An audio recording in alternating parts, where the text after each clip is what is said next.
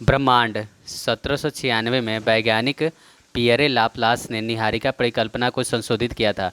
ब्रह्मांड के लिए दूसरा शब्द कॉस्मोस है।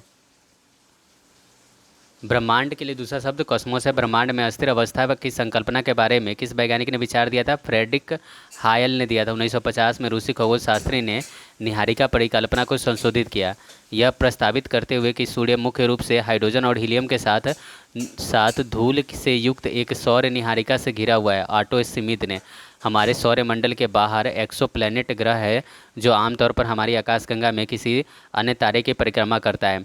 IC 1101 एक आकाशगंगा है। बिग बैंग सिद्धांत की व्याख्या करता है ब्रह्मांड की उत्पत्ति। ग्रीष्म काल में रात से पहले प्रहर में दिखने वाले प्रसिद्ध तारामंडल को जाना जाता है सप्तर्षि तारामंडल। विज्ञान का वह क्षेत्र जो ब्रह्मांड की उत्पत्ति और विस्तार का अध्ययन करता है कॉस्मोलॉजी कहलाता है। हमारे सौरमंडल का सबसे निकटतम तारा प्रैक्सिमा सेंटूरी है। खगोल भौतिकी के संदर्भ में गोल्डीलॉक्स जोन शब्द का उपयोग किसी किसी हैबिटेबल जोन के लिए किया जाता है जहां किसी तारे के से दूरी की रेंज जहां पानी और तरल अवस्था में रहने के लिए उचित तापमान हो। तारामंडल सप्तऋषि को पश्चिम पश्चिम निवासी नाम से जानते हैं, बिग डीपर के नाम से। यदि कोई तारा तारा सूर्य से बड़ा है किंतु उससे 2 गुना बड़ा नहीं है तो वह परिवर्तित हो जाएगा पल्सर में। गैस, धूल और अरबों सितारे वाले विशाल ग्रह को कहा जाता है आकाशगंगा। विशाल संग्रह को कहा जाता है आकाशगंगा। हमारे निकटतम ज्ञात आकाशगंगा गैलेक्सी है कैनिस मेजर ड्वार्फ गैलेक्सी। खगोलविदों द्वारा बड़े स्टेलर और एक्स्ट्रा गैलेक्टिक दूरी को मापने के लिए उपयोग किया जाता है प्रकाश वर्ष। सौरमंडल के बाहर सीरियस नामक चमकीले तारे को भी कहते हैं डॉग स्टार। एक तारे के जीवन चक्र में निहारिका चरण धूल और हाइड्रोजन का एक बादल को संदर्भित करता है। और ओरियन तारामंडल का सबसे चमकीला तारा रीगेल है। सबसे बड़ा तारामंडल माना जाता है हाइड्रा को। ओरोन तारामंडल को अन्य नाम से जानते हैं हंटर। रात्रि आकाश में चमकने वाला पिंडों को जाना जाता है खगोलीय पिंड के नाम से। हमारे ब्रह्मांड में सर्वाधिक बहुतायत में पाया जाता है हाइड्रोजन। सौरमंडल में ग्रहों के अनुक्रम में बुध और पृथ्वी के बीच में शुक्र ग्रह है। सौरमंडल में ग्रहों के क्रम में मंगल और शनि के बीच आता है बृहस्पति ग्रह। सूर्य का अनुमानित व्यास पृथ्वी के व्यास का 109 गुना है। सूर्य के सबसे बाहरी भाग को कहा जाता है जिसे पूर्ण सूर्य ग्रहण के दौरान देखा जा सकता है कोरोना। सूर्य ग्रहण होता है जब चंद्रमा सूर्य और पृथ्वी के बीच में होता है। सूर्य का मुख्य घटक है हाइड्रोजन है। सौर चक्र की औसत अवधि 11 वर्ष होती है। प्रकाश को सूर्य से पृथ्वी तक आने में लगता है 8.3 मिनट। सूर्य के चमकीले भाग को कहते हैं फोटोस्फीयर कहते हैं। बुध सूर्य से पहला ग्रह है। हमारे सौरमंडल का वह ग्रह जो सूर्य के सबसे निकट है वह है बुध। लूसीफर किस ग्रह का एक अन्य नाम है शुक्र का। शुक्र सूर्य से दूसरा ग्रह है। शुक्र ग्रह के पास प्राकृतिक उपग्रह 0 है। सबसे गर्म ग्रह का नाम है शुक्र। आकार के अनुसार शुक्र का हमारे सौरमंडल में क्रमांक है 6ठा। सल्फ्यूरिक अम्ल के कारण शुक्र के वातावरण में घने सफ़ेद और पीले बादल होते हैं। पृथ्वी का अनुमानित आयु लगभग 4.5 करोड़ वर्ष है। पृथ्वी की त्रिज्या 6371 किलोमीटर है। पृथ्वी के चुंबकीय क्षेत्र का उद्देश्य पृथ्वी के सौर, वायु और ब्रह्मांडीय विकिरण से बचना है। सूर्य के चारों ओर चक्कर लगाने वाले पृथ्वी के कक्षा का आकार है दीर्घवृत्ताकार है। पृथ्वी को नीला ग्रह कहा जाता है 2/3 सतह पानी से ढकी होने के कारण। एक खगोलीय इकाई AU के बीच की दूरी को निरूपित करता है। पृथ्वी और सूर्य, अलास्का और उत्तरी कनाडा जैसे ध्रुवीय क्षेत्रों में जब आकाश में चमकीले रंग प्रदर्शित होते हैं तो उस भौतिक घटना को सुमेरु ज्योति कहते हैं। पृथ्वी ऑफशोर नामक स्थिति में सूर्य के सर्वाधिक दूरी होती है 4 जुलाई को। पृथ्वी को अपने अक्ष पर घूमना कहलाता है घूर्णन कहता है। सूर्य के चारों ओर एक चक्कर एक अस्थिर कक्षा में पृथ्वी की गति को कहते हैं परिक्रमण कहते हैं। सूर्य और पृथ्वी के माध्यम दूरी जो होती है वो 14 करोड़ 96 लाख किलोमीटर है। पृथ्वी के केंद्र से चंद्रमा के केंद्र के बीच की दूरी चंद्रमा के कक्षीय त्रिज्या कहते हैं। पृथ्वी सूर्य से तीसरा ग्रह है। आकार के संदर्भ में पृथ्वी हमारे सौरमंडल में 5वां क्रमांक पर आता है। पृथ्वी पर जीवन का अस्तित्व करीब 3.5 बिलियन वर्ष से है। एक अस्थिर तारे के संदर्भ में पृथ्वी द्वारा अपनी कक्षा में दिए गए बिंदु पर लौटने के लिए नक्षत्र वर्ष लिया गया है। पृथ्वी का औसत तापमान 16 डिग्री सेल्सियस होता है। पृथ्वी अपनी धुरी के चारों ओर घूमती है पश्चिम से पूर्व की ओर। सबसे पहले पृथ्वी की परिधि को मापा था इरेटोस्थनीज ने। पृथ्वी सूर्य के चारों ओर घूमती है, इस सिद्धांत को पेश करने का वाले प्रथम व्यक्ति थे कोपरनिकस। पृथ्वी के आकार को बताया जाता है चपटा अंडाकार। पृथ्वी का अक्ष अपनी कक्षीय सतह से कोण बनाता है 66 डिग्री का। पृथ्वी 1 घंटे में अपने अक्ष पर घूमती है 15 डिग्री। मंगल ग्रह अपने अक्ष पर एक चक्कर लगभग पूरा करता है एक दिन में। 1877 में अमेरिकी खगोल शास्त्री आसफ हॉल द्वारा खोजे गए मंगल की परिक्रमा करने वाले दो छोटे चंद्रमा का नाम है फोबोस और डिमोस। मंगल प्रतिगामी की अवधि वर्षों में लगभग दो है। लाल ग्रह के रूप में भी जाना जाता है मंगल ग्रह को। आकार के संदर्भ में मंगल का हमारे सौरमंडल में स्थान है 7वां। मंगल ग्रह सूर्य से चौथे स्थान पर होता है।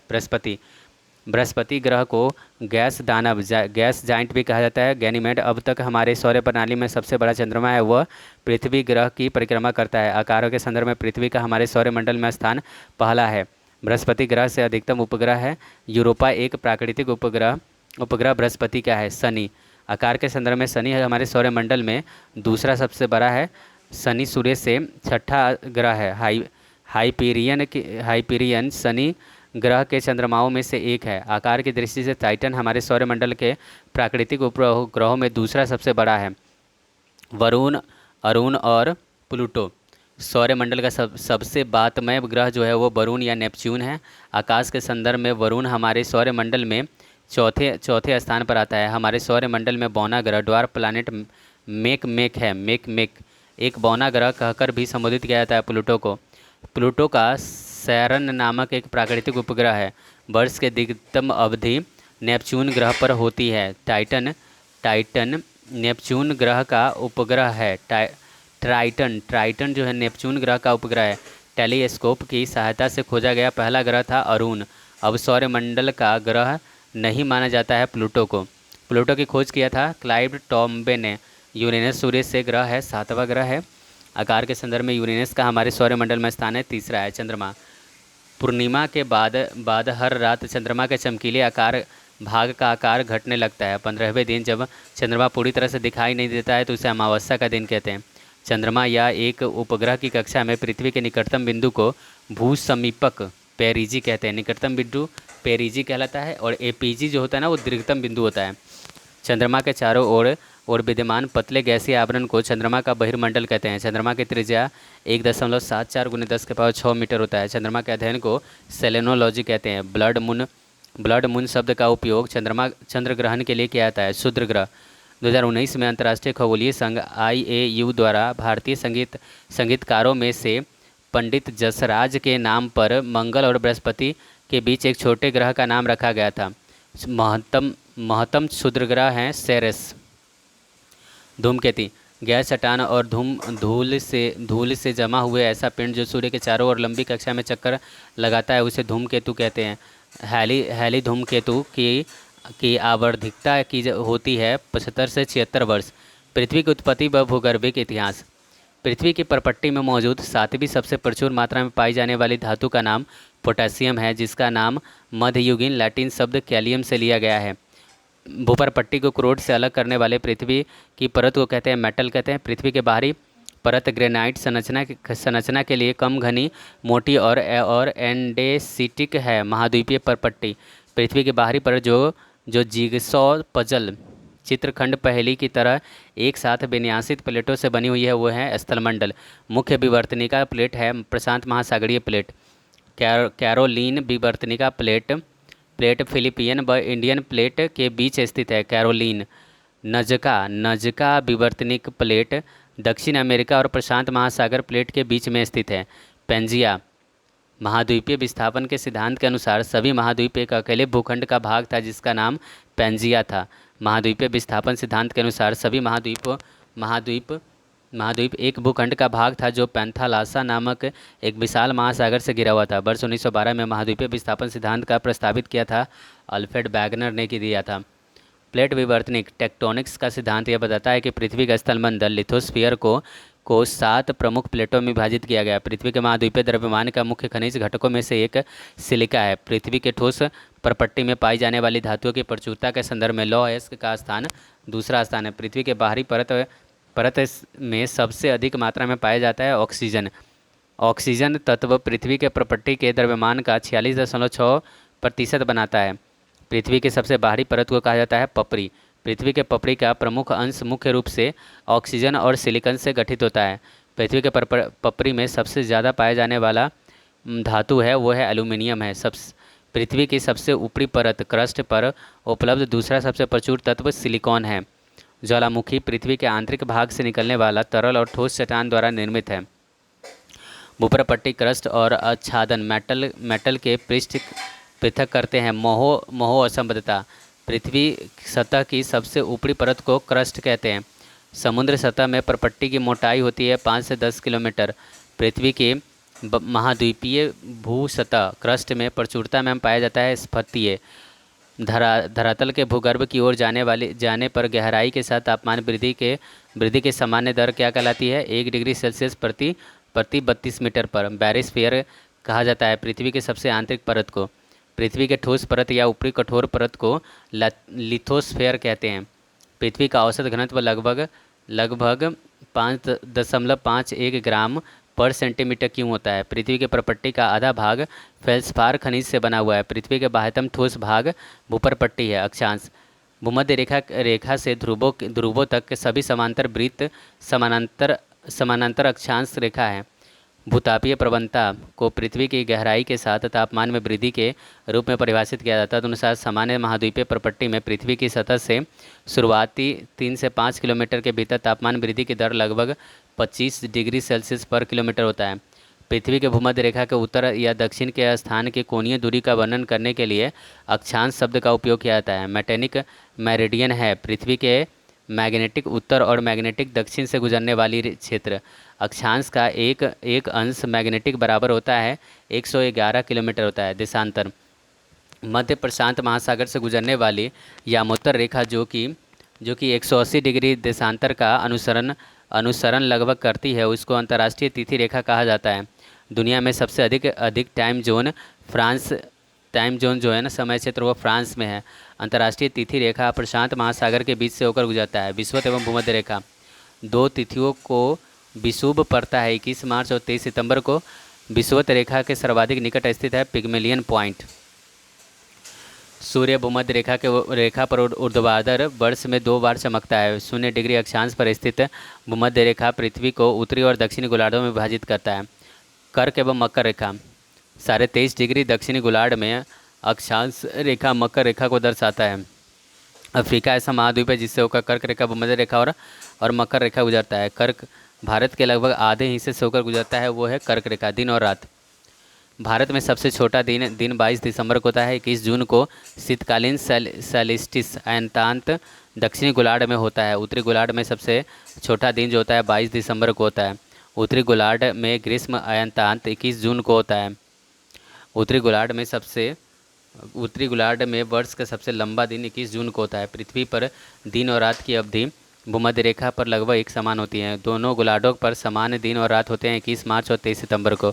संपूर्ण पृथ्वी पर दिन और रात बराबर होते हैं, उसे विषुव के दिन कहते हैं। ज्वार भाटा केवल सूर्य एवं चंद्रमा के शक्तिशाली गुरुत्वाकर्षण बल के कारण पृथ्वी की सतह पर ज्वार भाटे आते हैं। समुद्र के जल स्तर की आवधिक वृद्धि के और गिरावट को कहते हैं ज्वार।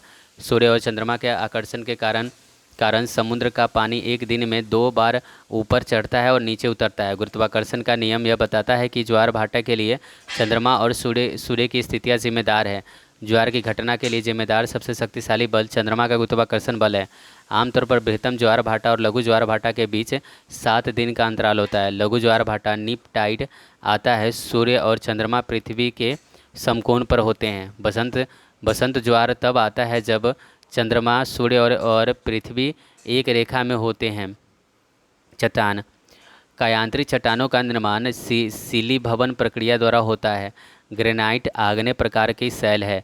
चट्टानों का वह वैज्ञानिक अध्ययन जिसमें उनके संगठन बनावट और संरचना उनकी उपस्थिति और वितरण तथा भौतिक रासायनिक स्थितियों के संबंधित उनकी उत्पत्ति पर विचार किया जाता है, शैल विज्ञान कहलाता है। पृथ्वी तल के नीचे के पिघले हुए पत्थर को मैग्मा कहते हैं। मैग्मा के ठंडे होकर घनीभूत हो जाने पर आग्नेय शैल बनता है।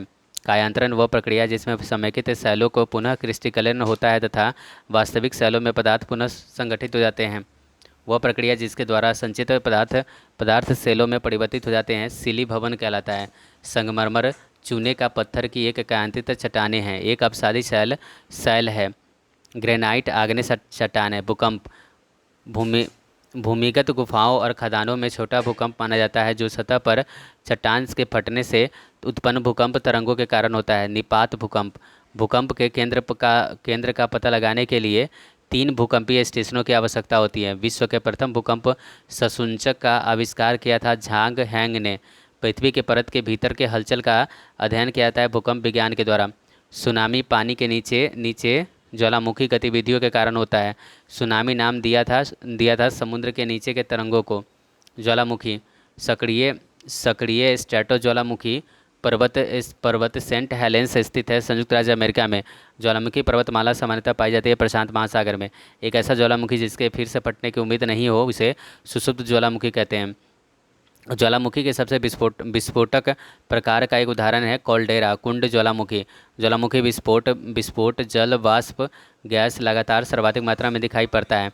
बैरन द्वीप भारत का एकमात्र सक्रिय ज्वालामुखी है। दक्षिण एशिया में एकमात्र सक्रिय ज्वालामुखी है वो है बैरन द्वीप। भू आकृतिक एवं भू आकृतिक प्रक्रिया स्व स्तरीकृत रेत और बजरी के एक लंबी विसर्पित कटक को एस्केर के रूप में जाना जाता है। चूना पत्थर और डोलोमाइट जैसे घुलनशील चट्टानों के अपक्षय के कारण कास्ट मैदान का निर्माण होता है। बर्फ और बर्फ का एक द्रव्यमान जो गुरुत्वाकर्षण के प्रभाव में अपने अपने संचय के स्थान से दूसरे सीमित मार्ग के साथ धीरे धीरे चलता है कहलाता है ग्लेशियर। बड़ी संख्या में गहरी गहरी गलियों या घाटियों वाले क्षेत्र को कहा जाता है बैडलैंड स्थलाकृति। जल तालिकाओं के नीचे कठोर चट्टान के परतों के बीच जमा भूजल को जलभृत कह जाते हैं। अपक्षय वह प्रक्रिया है जिसके द्वारा चट्टानें खंडित होकर पृथ्वी की सतह पर तलछट कीचड़ मिट्टी और पदार्थ के रूप में परिवर्तित हो जाते हैं जो पानी में घुल जाते हैं अपक्षय कहलाते हैं। हवा पानी और जलवायु की प्रक्रिया द्वारा चट्टानों के टूटने की प्रक्रिया को अपक्षय या अपक्षय कहते हैं। चट्टानों के विशाल गति मलबे अथवा पृथ्वी के नीचे ढलान को कहा जाता है भूस्खलन। नदी डेल्टा बनना प्रक्रिया का प्रारंभ निक्षेपण से होता है। नदी के उस ज्वारीय मुहाने को ज्वार नदमुख एस्चुअरी कहा जाता है जहाँ मीठे और खारे जल का सीमित होता है। दुनिया के सबसे गहरी तंग नदी घाटी गॉर्ज काली गंडकी गॉर्ज है। संकीर्ण घाटी अत्यंत खड़ी ढलान और सीधे पार्श्व भागों वाली एक गहरी घाटी होती है और इसके शीर्ष और तल की चौड़ाई लगभग एक समान होती है। नदी की तरुणावस्था में घाटी को गहरा करना प्रक्रिया धातु को गहरा करना प्रक्रिया होती है। युवा अवस्था में नदी अपरदन का एक विशिष्ट लक्षण गॉर्ज है। नदी का एक उथला विस्तार जो पैदल या गाड़ी से पार किया जा सके फोर्ड कहलाता है। प्रवाह गतिमान चैनल पैटर्न का एक प्रकार है विसर्प का एक प्रकार है। उन भू आकृतियों को विभ्रंश कहते हैं जो पृथ्वी के विभ्रंश के कारण बनती है तथा जिनके कारण एक सतह से दूसरी सतह के नीचे चली जाती है। पथरीले रेगिस्तानों में एक दिशा में लगातार चलने वाली हवाएं यारडांग बनाती है।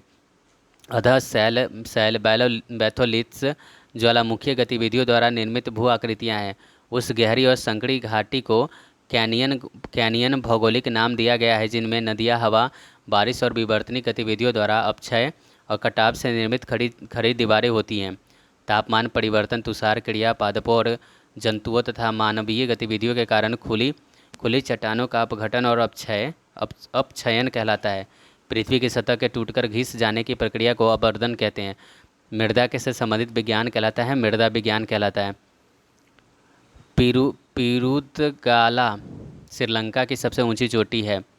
दुनिया का तीसरा सबसे ऊंचा पर्वत कंचनजंगा है। सफ़ेद को पर्वत श्रृंखला का एक हिस्सा पाकिस्तान में स्थित है। धौलागिरी नेपाल में स्थित हिमालय की एक पर्वत चोटी है। दक्षिण अफ्रीका के शीतोष्ण घास के मैदान को बेल्ट कहते हैं।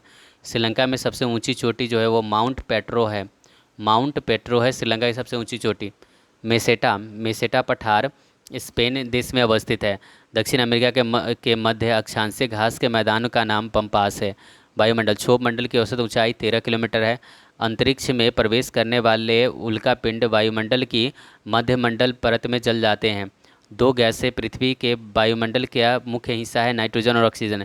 पृथ्वी के वायुमंडल में अनुमानित रूप से 1% आर्गन है। पृथ्वी के वायुमंडल में कार्बन डाइऑक्साइड का प्रतिशत अन्य गैसों की तुलना में सबसे कम है। पृथ्वी के वायुमंडल में नाइट्रोजन गैस का प्रतिशत अन्य गैसों की तुलना में अधिक है। वायुमंडल में आयतन के अनुसार दूसरी सबसे प्रचुर मात्रा वाली गैस ऑक्सीजन है। पृथ्वी की सतह के निकटतम परत जिसमें सभी गैसीय परिवर्तन होते हैं क्षोभ मंडल कहलाता है। वायुमंडल की सबसे निचली परत को कहते हैं ट्रोपोस्फियर। वायुमंडल की मध्यमंडल परत में उल्का पिंडों के जलने की घटनाएं होती हैं। मध्यमंडल तारामंडल के ऊपर स्थित है और यह एक ऐसा क्षेत्र है जिसमें ऊंचाई के साथ तापमान बढ़ता बढ़ता है। कुल भूमंडलीय कार्बन का 1% भाग वायुमंडल में समायुक्त है। वायुमंडल की समताप मंडल पर ओजोन परत पाई जाती है। वह परत जहां ऊंचाई बढ़ने के साथ साथ तापमान में बिल्कुल कमी नहीं होती है, समताप मंडल कहलाता है। पृथ्वी के भेजी जाने वाली रेडियो तरंगें वायुमंडल की आयन मंडल परत द्वारा पृथ्वी को वापस लौटा दी जाती है। ओजोन परत के लिए सबसे अधिक हानिकारक क्लोरोफ्लोरो गैस है। ट्रोपोस्फियर में पानी के वाष्प का प्रतिशत 0 से 4% है। वातावरण का वह स्तर जो इलेक्ट्रॉन्स और धनात्मक आयन के कुछ अंशों को मिश्रण से बना है आयनोस्फीयर कहलाता है। आयनोस्फीयर वायुमंडल की एक्सोस्फीयर और थर्मोस्फीयर दो परत का अति व्यापक करता है। वातावरण की सबसे गर्म परत थर्मोस्फीयर है। वायुमंडल के ऊपरी सतह पर ओजोन गैस सम्मिश्रण है। यूवी विकिरण जो ऑक्सीजन के अणु से मिलकर बनता है। वायुमंडल की सबसे ऊपरी परत है बहिर्मंडल। पृथ्वी के वायुमंडल की सबसे बाहरी परत एक्सोस्फेयर कहलाता है। वायुदाब एवं पवनें। यदि ताहिती में दाब का अंतर ऋणात्मक हो तो औसत से कम और देर से मानसून होगा। दिल्ली और पटना के बीच चलने वाली गर्म शुष्क विषादग्रस्त हवाओं का नाम काल वैसाखी है। उत्तर पूर्वी पवनें उत्तरी गोलार्ध में उपोष्ण कटिबंधीय उच्च दाब कटिबंध से उत्पन्न होती हैं। रोरिंग फोर्टीज के नाम से जाना जाता है पछुआ पवनें। कोरियालिस बल पृथ्वी के घूर्णन के कारण होता है। अंतः उष्ण कटिबंधीय अभिसरण क्षेत्र ITCZ है ये विषुवत वृत्त पर स्थित एक निम्न वायुदाब वाला क्षेत्र है। ITCZ में C का अर्थ है कन्वर्जेंस अभिसरण। स्थानीय पवन हरमट्टन को डॉक्टर वायु भी कहते हैं। एक ठंडी और शुष्क वायु बोरा है। चक्रवात और प्रतिचक्रवात देखते हैं। पश्चिमी चक्रवातीय विक्षोभ भूमध्य सागर से उत्पन्न होता है। भारत में सर्दी के महीने के दौरान पश्चिम और उत्तर पश्चिम में भारतीय उपमहाद्वीप में प्रवेश करने वाले उष्णकटिबंधीय चक्रवात भूमध्य सागर के ऊपर उत्पन्न होते हैं। कोरियालिस बल के लिए उत्तरदायी पृथ्वी का अपनी धुरी के चारों ओर घूमना है। किस चक्रवात का केंद्र एक शांत क्षेत्र होता है इसे तूफान की आंख कहा जाता है। और अटलांटिक में उष्णकटिबंधीय चक्रवात को कहा जाता है हरिकेन। आर्द्रता देखते हैं। आर्द्रता और वर्षा। कांगो बेसिन में भूमध्य रेखीय गर्त अमेजन बेसिन और दक्षिण पूर्व एशिया के द्वीपों में आमतौर पर पारंपरिक व संवहनीय वर्षा होती है। आर्द्रता के स्तर को मापने के लिए हाइग्रोमीटर उपकरण का उपयोग किया जाता है। नम हवा के पहाड़ों के ऊपर उठने के कारण होने वाली वर्षा को कहते हैं भौगोलिक वर्षा। मौसमी सूखा एक ऐसा स्थिति है जिसमें लंबे समय तक अपर्याप्त वर्षा होती है और इसका सामयिक और स्थानिक वितरण भी असंतुलित होता है। पूर्ण आर्द्रता हवा का एक विशेष नमूने में जल वाष्प की वास्तविक राशि का एक मापन होता है जिसे एक आंशिक दबाव के रूप में मापा जाता है। तुगनता संचयी मेघ 2000 मीटर से 6000 मीटर तुगनता पर बनता है। साइरस और क्यूम्यूलस प्रकार है बादलों के। गर्म हवा की मात्रा के खिलाफ ठंडी हवा की मात्रा के अभिसरण की वजह से हवा के ऊपर की ओर प्रचलन के कारण होने वाली वर्षा को वाताग्र वर्षा कहते हैं। भूमध्यवर्ती क्षेत्रों में गहन वाष्पन के कारण होने वाली वर्षा को कहते हैं संवहनीय वर्षा। बारिश और हिमपात एक साथ होने की अवस्था को बर्फीली बारिश कहते हैं। वर्षा होने के लिए जिम्मेदार है वाष्पीकरण और संघनन। समुद्र का जल वर्षा के जल की अपेक्षा अधिक लवण वाला होता है क्योंकि नदियाँ पृथ्वी से लवण बहाकर ले जाती हैं और समुद्र में डाल देती हैं। जलवायु। पृथ्वी के भूमध्य सागरीय क्षेत्र के कुछ भाग अपने समृद्ध खट्टे फलों के उत्पादन के लिए जाना जाता है। ठंडी जलवायु में वायु अपवाह पौधे को पाले से होने वाले नुकसान से बचाता है। शुष्क प्रदेश और मरुस्थल। मध्य अक्षांश मरुस्थल 35 डिग्री और 60 डिग्री नॉर्थ और साउथ के बीच पाए जाते हैं। 35 डिग्री से 60 डिग्री नॉर्थ और साउथ के बीच पाए जाते हैं जो उपोष्ण कटिबंधीय उच्च दाब वाले क्षेत्रों के धुरी की ओर हैं। शीतोष्ण क्षेत्र को आमतौर पर पूरे वर्ष या वर्ष के कुछ हिस्सों में मध्यम वर्षा वाले वातावरण के रूप में परिभाषित किया जाता है जिसमें छिटपुट शुष्क समय हल्के गर्म से गर्म ग्रीष्मकाल और हल्की ठंडी से ठंडी सर्दियाँ होती हैं। डेथ वैली कैलिफोर्निया के मोजाबे मरुस्थल में स्थित है। एक रेगिस्तानी घाटी है जो 134 फ़ारेनहाइट के उच्चतम वायु तापमान के विश्व रिकॉर्ड के साथ सबसे गर्म और सबसे शुष्क स्थान है। कालाहारी रेगिस्तान दक्षिणी गोलार्ध में स्थित है। दस्त ए कावीर मरुस्थल स्थित है ईरान में। ग्रेट विक्टोरिया मरुस्थल स्थित है ऑस्ट्रेलिया में। गोबी मरुस्थल एशिया की सबसे बड़ा मरुस्थल है। इसका एक भाग भाग आता है मंगोलिया में। वन एबोनी, महोगनी और रोजवुड के पेड़ उष्णकटिबंधीय सदाबहार वन में मिलते हैं। दुनिया का सबसे बड़ा उष्णकटिबंधीय वर्षा वन अमेजन है। पृथ्वी पूर्वी उत्तरी अमेरिका, पश्चिमी यूरोप और पूर्वोत्तर एशिया में पर्णपाती वन बायोम प्रकार का बायोम में स्थित है। वर्षा वन में किसी पेड़ के छत के नीचे जो वनस्पति उगती है उसे अंडर स्टोरी कहते हैं। पर्णपाती वनों में वृक्ष एक निश्चित मौसम में अपने पत्तों का त्याग करते हैं। महासागर और अरब महासागर हिंद महासागर का विस्तार है। दक्षिणी चीन सागर प्रशांत महासागर का हिस्सा है। मौसम संबंधी प्रभावों, हवाओं और वायुमंडलीय दाब में परिवर्तन के कारण जल संचलन को महोर्मी कहते हैं। महासागरीय तल को 4 भागों में बांटा गया है। आकार सबसे बड़े से सबसे छोटे के अनुसार महासागरों का सही क्रम है प्रशांत महासागर, फिर अटलांटिक महासागर, फिर हिंद महासागर, फिर अंटार्कटिक महासागर।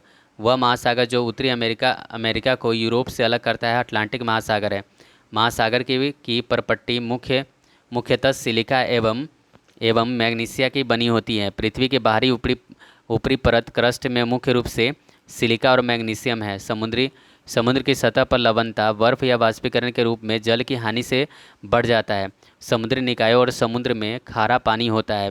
दुनिया का सबसे बड़ा महाद्वीपीय शेल्फ जो है वो आर्कटिक महासागर का साइबेरियन शेल्फ है। पृथ्वी की सतह पर कुल पानी का लगभग 97% महासागरों में संचित है। काला सागर अटलांटिक महासागर में है। महासागर का उथला हिस्सा जो 1 डिग्री या उससे भी कम की औसत ढाल दर्शाता है महाद्वीपीय मग्न तट कहलाता है। गंभीर सागरी मैदान महासागरीय द्रोणियों के मामूली ढलान वाले क्षेत्र होते हैं।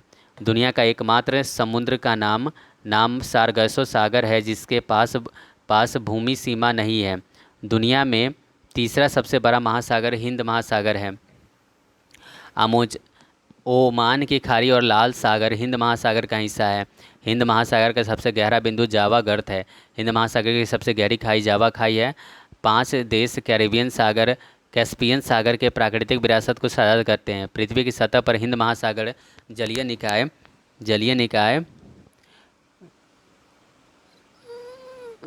70 करोड़ 5,60,000 किलोमीटर के क्षेत्र में फैला विश्व का तीसरा सबसे बड़ा महासागर है। महासागरीय परत का गहरे समुद्र के मैदान भारत विश्व में सबसे समतल और चिकना है। रिंग ऑफ फायर प्रशांत महासागर के चारों ओर ज्वालामुखी का एक छल्ला है जिसके परिणाम स्वरूप हल्की महाद्वीपीय प्लेटों के नीचे महासागरीय प्लेटों का प्रभाव होता है। मेडागास्कर हिंद महासागर में स्थित एक आइलैंड देश है। द्वीप देश फिजी प्रशांत महासागर में स्थित है। प्रशांत महासागर का आकार लगभग त्रिभुजाकार है। पृथ्वी के सबसे गहरी समुद्री खाई जो है वो मैरीना की खाई है। महाद्वीपीय जल वाले तटीय भाग जो संरचना के अनुसार महाद्वीपों के मुख्य भूभाग हैं महाद्वीपीय शेल्फ कहलाते हैं। तटों में हल्की समुद्र अभिमुखी ढलान को महाद्वीपीय कगार कहते हैं। विश्व के महासागरों का आर्कटिक महासागर का सर्वाधिक चौड़ा महाद्वीपीय शेल्फ है। एल नीनो का तात्पर्य महासागरीय धाराएं देखते हैं। एल नीनो का तात्पर्य है गर्म जल धारा।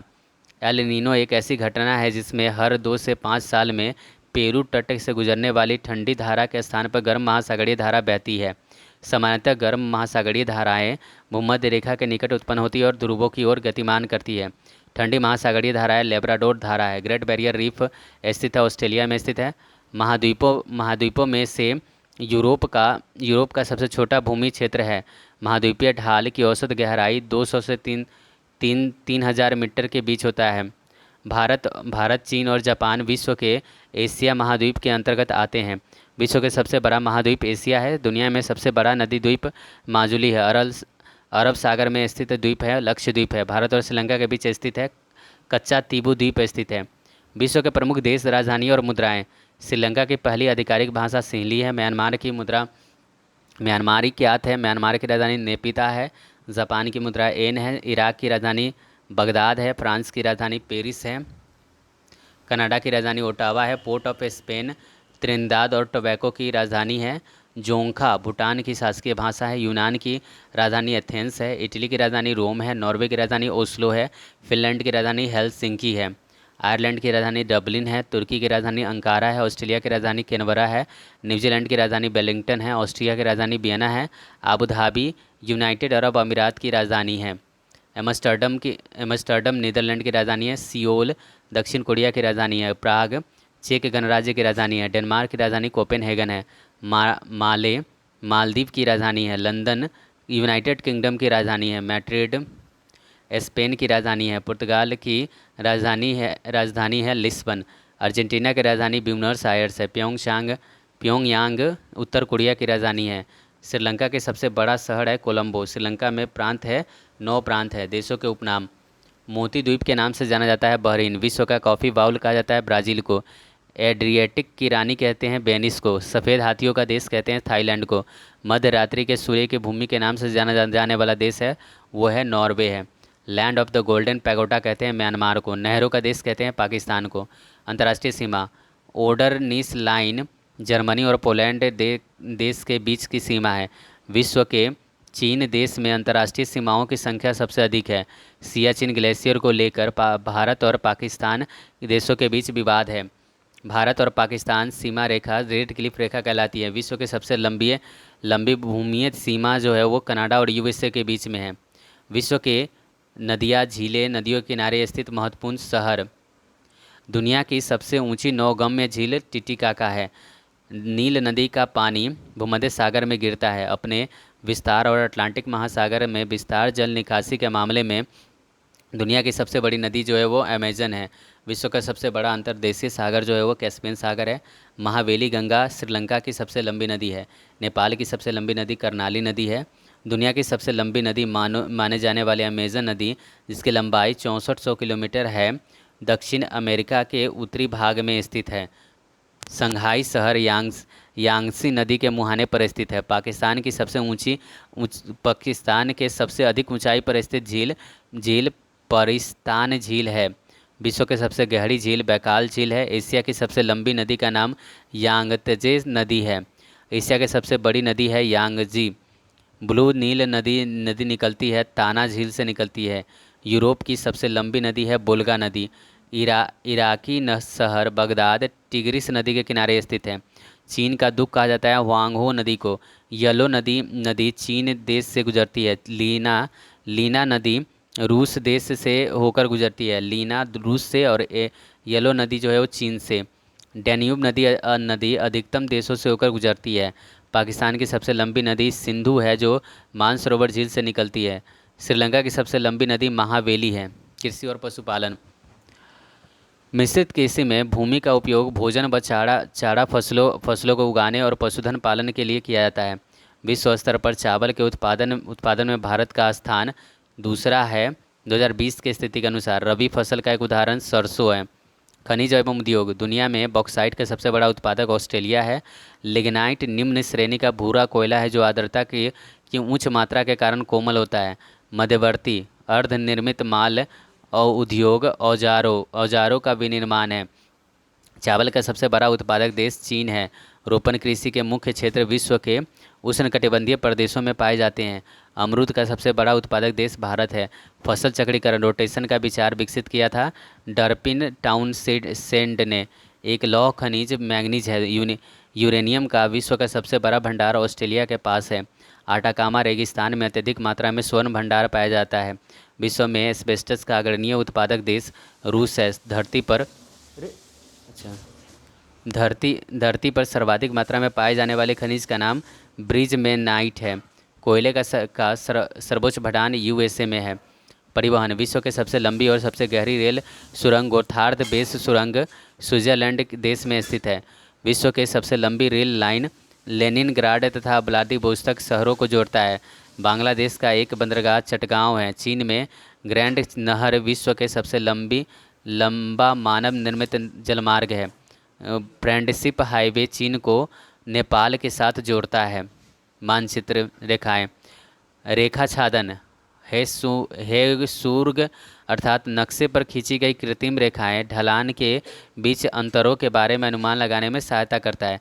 मानचित्र पर अनियमित भूखंडों के क्षेत्रफल को निर्धारित करने के लिए प्लेनीमीटर का उपकरण का उपयोग किया जाता है। किसी नक्शे पर ढाल को दिखाने के लिए खींची गई असंबद्ध रेखाएं कहलाती है हैच्यूर कहलाती है। कार्टोग्राफी के संदर्भ में सर्वोच्च रेखाएं कंटूर्स के वे काल्पनिक रेखाएं होती हैं जो समान औसत समुद्र तल से ऊपर की ऊंचाई वाले स्थानों को जोड़ती है। नक्शों के एक एक बंधे हुए संग्रह को एटलस कहा जाता है। पृथ्वी के प्राकृतिक विशेषताएं जैसे कि पहाड़ पठार नदियां मैदानी महासागर आदि को दर्शाने वाले मानचित्रों कहा जाता है ऊंचावच मानचित्र। जल डमरू मध्य स्ट्रेट्स जावा सागर और हिंद महासागर के बीच स्थित जल संधि है सुंडा है। प्रशांत महासागर में टोरेंस जल मरुमध्य स्थित है। पाक जल डमरू मध्य और मन्नार की खाड़ी द्वारा निर्मित समुद्र के संकीर्ण जलमार्ग के द्वारा भारत से अलग होता है श्रीलंका। पाक जल डमरू मध्य के सबसे निकट स्थित है मन्नार की खाड़ी। यह एक निकाय है जो भारत और श्रीलंका को अलग करता है। पाक स्टेट भारत और श्रीलंका को अलग करता है पाक जल डमरू मध्य। जिब्राल्टर जल डमरू मध्य अटलांटिक महासागर को भूमध्य सागर से जोड़ता है। सुंडा स्टेट जावा द्वीप समूह पूर्व और सुमात्रा को अलग करता है। ऊर्जा संसाधन गैर पारंपरिक ऊर्जा के संदर्भ में OTE का अर्थ है समुद्री ऊष्मीय ऊर्जा। द गीजर्स नामक विश्व के सर्वाधिक बड़ा भूतापीय क्षेत्र जो है वो सैन फ्रांसिस्को में स्थित है, जिसे 22 भूतापीय विद्युत संयंत्रों का एक कॉम्प्लेक्स शामिल है। बिजली उत्पादन के मामले में विश्व में सबसे बड़ा जल विद्युत बांध जो है वो 3 गॉर्जेस डैम है। पृथ्वी के ऊष्मा से प्राप्त ऊर्जा को कहा जाता है भूतापीय ऊर्जा कहा जाता है। विविध एस्किमो ध्रुवीय क्षेत्र के भौगोलिक क्षेत्र में से संबंधित है। एक अफवाह द्रोणी को दूसरे से अलग करने वाली सीमा को जल संभर कहा जाता है। पेट्रोलॉजी चट्टानों का विज्ञान है। सोने की खदान को धंसने के कारण खबरों में रहा सिंजियांग प्रांत चीन में है। म्यांमार का सबसे बड़ा जातीय समूह बामर है। पश्मीना शॉल नामक महीन शॉल कश्मीरी बकरियों के अधोलोम से बुना जाता है। किसी भी स्रोत से प्राप्त शुद्ध जल में ऑक्सीजन का द्रव्यमान 88.89% होता है। समुद्र में सबसे उथले हिस्से महाद्वीपीय जलमग्न सीमा शेल्फ का है। एक समुद्री मील 1852 मीटर के बराबर होता है। मंगोलिया देश बंदरगाह विहीन देश है। बेली के मोतियों को निरीक्षण किया जा सकता है पूर्ण सूर्य ग्रहण के समय में। भारत का पड़ोसी देश भूटान समृद्धि को अपने नागरिकों की खुशी के स्तर द्वारा मापता है। न्यूनतम अल्पकालीन प्राकृतिक संकट बिजली का चमक है। एक कृत्रिम नेविगेशन चैनलों को नहर कहा जाता है। दोआब का मतलब होता है दो नदियों के बीच की भूमि। जब नदियाँ सभी दिशाओं में अपने जल को किसी झील या अवसाद में निरसन करती है तो निर्मित जल के निकासी पैटर्न को कहा जाता है अभिकेंद्रीय। समुद्र की एक चौड़ी उप खाड़ी प्रवेश मार्ग जो आकार में अवतल हो कहलाती है खाड़ी। स्वेज नहर इजिप्ट देश में स्थित है। स्वेज नहर लाल सागर और भूमध्य सागर को मिलाती है। सूचना प्रौद्योगिकी को उद्योग को सूर्योदय उद्योग कहा जाता है। भारत का भूगोल देखते हैं।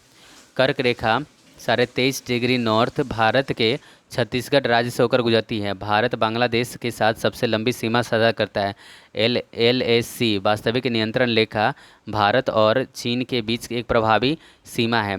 पंजाब भारतीय राज्य को साझा दोआबा और मालवा क्षेत्रों में बांटता है। पंजाब भारतीय राज्य को माझा दोआबा और मालवा क्षेत्रों में बांटा जाता है।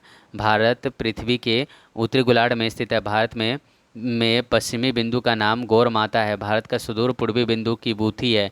भारतीय राज्य अरुणाचल प्रदेश में सूर्योदय सबसे पहले होता है। भारत को 4 भूकंप क्षेत्रों सिस्मिक जोन में विभाजित किया जाता है। भारतीय मानक समय 82.5 डिग्री पूर्वी देशांतर के अनुरूप है। भारत का क्षेत्रफल लगभग 3.28 लाख वर्ग किलोमीटर है। कुल क्षेत्रफल के संदर्भ में विश्व में सबसे बड़े देशों में भारत 7वें स्थान पर है। भारत भूमध्य रेखा के उत्तर में स्थित है। भारतीय मानक समय की गणना मिर्ज़ापुर के घंटा घर से की जाती है। भारत के सीमावर्ती देश 7 देश भारत के साथ अंतर्राष्ट्रीय स्थलीय सीमा साझा करते हैं। भारत चीन सीमा को 3 सेक्टरों में बांटा गया है। भारत के 9 राज्य और केंद्र शासित प्रदेश उत्तर प्रदेश के सीमावर्ती हैं। LAC वास्तविक नियंत्रण रेखा भारत और चीन के बीच प्रभावी सीमा है। क्षेत्रफल की दृष्टि से भारत का सबसे छोटा पड़ोसी देश मालदीव है। अफगानिस्तान के साथ भारतीय सीमा की लंबाई 106 किलोमीटर है। मैकमोहन रेखा भारत के विविध सीमा को चीन देश से अलग करती है। त्रिपुरा राज्य की सीमाएं उत्तर, दक्षिण और पश्चिम में बांग्लादेश की सीमाओं को स्पर्श करती है। भारत और भूटान के बीच की सीमा 4 भारतीय राज्यों से लगती है। डैश नेपाल देश के साथ बिहार अपनी सीमा साझा करता है। पूर्व में भारत की सीमा म्यांमार और बांग्लादेश से लगती थी। गुजरात की सीमा पूरब में भारत की सीमा जो है म्यांमार और बांग्लादेश से लगती है। गुजरात की सीमा पड़ोसी देश पाकिस्तान के साथ लगती है। भारत का प्राकृतिक विभाजन पर्वत सिंधोधर पहाड़ियाँ धीनोधर पहाड़ियाँ गुजरात में स्थित है। पश्चिमी घाट का उत्तरी भाग सह्याद्री के नाम से जाना जाता है। अनामलाई पहाड़ियाँ पश्चिमी घाट का हिस्सा है। सेब्रोई पहाड़ियाँ भारत के तमिलनाडु राज्य में स्थित है। खासी पहाड़ियाँ के दक्षिणी श्रेणी में स्थित मासिन राम में विश्व का सर्वाधिक औसत वर्षा होता है। दिलवारा और जरगा पर्वत चोटियाँ राजस्थान राज्य में स्थित है। महादेव पहाड़ी मुख्य रूप से मध्य प्रदेश राज्य में फैली हुई है। हिमालय पर्वत के सुदूर उत्तरी पर्वतमाला को महान हिमालय नाम से जाना जाता है। बामुनी पहाड़ियाँ जो है वो असम राज्य में फैली हुई है। बामुनी पहाड़ियाँ पश्चिमोत्तर, उत्तर और पूर्वोत्तर में तरुण बलित पर्वत भारत को आवर्त करते हैं। गुजरात राज्य में शत्रुंजय पहाड़ी स्थित है। हिमालय की सबसे बाहरी पर्वत श्रेणी शिवालिक पर्वत श्रेणी है। असम में स्थित पहाड़ी कार्बी आंगलोंग पहाड़ियाँ है। दार्जिलिंग हिल स्टेशन पर्वतीय पर्यटन स्थल मध्य हिमालय में स्थित है। लघु हिमालय और शिवालिक के बीच स्थित घाटियों को दून कहते हैं। हिमाचल हिमालय की एक पर्वत श्रेणी है और इसे लघु हिमालय के नाम से जाना जाता है। श्वेत पर्वत के नाम से भी जाने जाते हैं धौलागिरी। अरावली पर्वत श्रेणी की सबसे ऊंची चोटी गुरु शिखर है।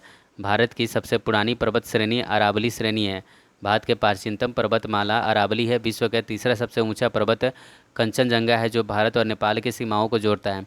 शहर गुवाहाटी शहर में नीलांचल हिल्स से स्थित है। माउंट जोपुनो सिक्किम राज्य में स्थित है। आंध्र प्रदेश में स्थित है। नगड़ी पर्वत श्रृंखला माउंट गॉडविन ऑस्टिन केटू के पर्वत के नाम से जाना जाता है। इसकी ऊंचाई 8611 मीटर है। नीलगिरी पहाड़ी पर पूर्वी घाट पश्चिमी घाट से मिलती है। लद्दाख काराकोरम श्रृंखला और जास्कर पर्वत के बीच स्थित है। हिमालय की ऊंची पर्वतमाला में घास के विशाल मैदान कहलाते हैं। बुग्याल माउंट एवरेस्ट पर चढ़ाई करने के लिए पर्वतारोहियों को नेपाल जाने की आवश्यकता होती है। नर्मदा और तापी नदियों के बीच सतपुरा पर्वत श्रेणी स्थित है। अराकायनोमा हिमालय पर्वत की एक श्रेणी स्थित है म्यांमार में। भारत में लद्दाख और सियाचिन क्षेत्र के पास स्थित है केटू पर्वत। कुमायूं हिमालय 2 नदियों के बीच स्थित है, सतलज और काली। हिमालय पर्वत श्रृंखला भारत के 10 राज्यों में है। धौलाधर श्रृंखला लघु हिमालय श्रेणी का हिस्सा है। पटकाई बूम पहाड़ियाँ भारत के पूर्वी भाग में स्थित है। बुर्रा गुफाएं भारत के पूर्वी तट पर अनंतगिरी पहाड़ी पर स्थित है। अब है चोटी। पीक अंडमान और निकोबार द्वीप समूह का सबसे ऊंचा शिखर सैंडल है। हिमालय की कंचनजंगा शिखर की ऊंचाई 8598 मीटर है। दक्षिण भारत का सबसे ऊंचा शिखर अनाईमुड्डी है। पश्चिम बंगाल में सबसे ऊंची चोटी संदरफू है। झारखंड की सबसे ऊंचा शिखर पारसनाथ है। देवमाली उड़ीसा की सबसे ऊंची पर्वत चोटी है। भारत और नेपाल के बीच में कंचनजंगा पर्वत है। अरुणाचल प्रदेश राज्य की सबसे ऊंची चोटी कंगतो है। कंगतो दुनिया की दूसरी सबसे ऊंची चोटी केटू पूर्वी काराकोरम श्रृंखला में है। गुरु शिखर पर्वत चोटी अरावली पर्वत श्रृंखला में स्थित है। गुरु शिखर चोटी राजस्थान राज्य में स्थित है। प्रायद्वीपीय भारत की सबसे ऊंची चोटी अनाईमुड्डी है। महेंद्रगिरी पूर्वी घाट की सबसे ऊंची चोटी है। अन्नपूर्णा चोटी हिमालय के नेपाल क्षेत्र से संबंधित है। अंडमान और निकोबार द्वीप समूह की एक महत्वपूर्ण चोटी माउंट डायबोलो स्थित है मध्य अंडमान में। नंदा देवी चोटी भारत के झारखंड राज्य में स्थित है। भारत में हिमालय की सबसे ऊंची पर्वत चोटी कंचनजंगा है। पूर्वी घाट पर्वत श्रृंखला की सर्वोच्च चोटियों में से एक महेंद्रगिरी चोटी है। सतपुरा श्रेणी का सबसे ऊंची चोटी धूपगढ़ है। अरुणाचल प्रदेश राज्य में हिमालय की सामान्य दिशा दक्षिण पश्चिम से उत्तर पूर्व तक है। महाराष्ट्र की सबसे ऊंची पर्वत चोटी कालसुबाई शिखर है।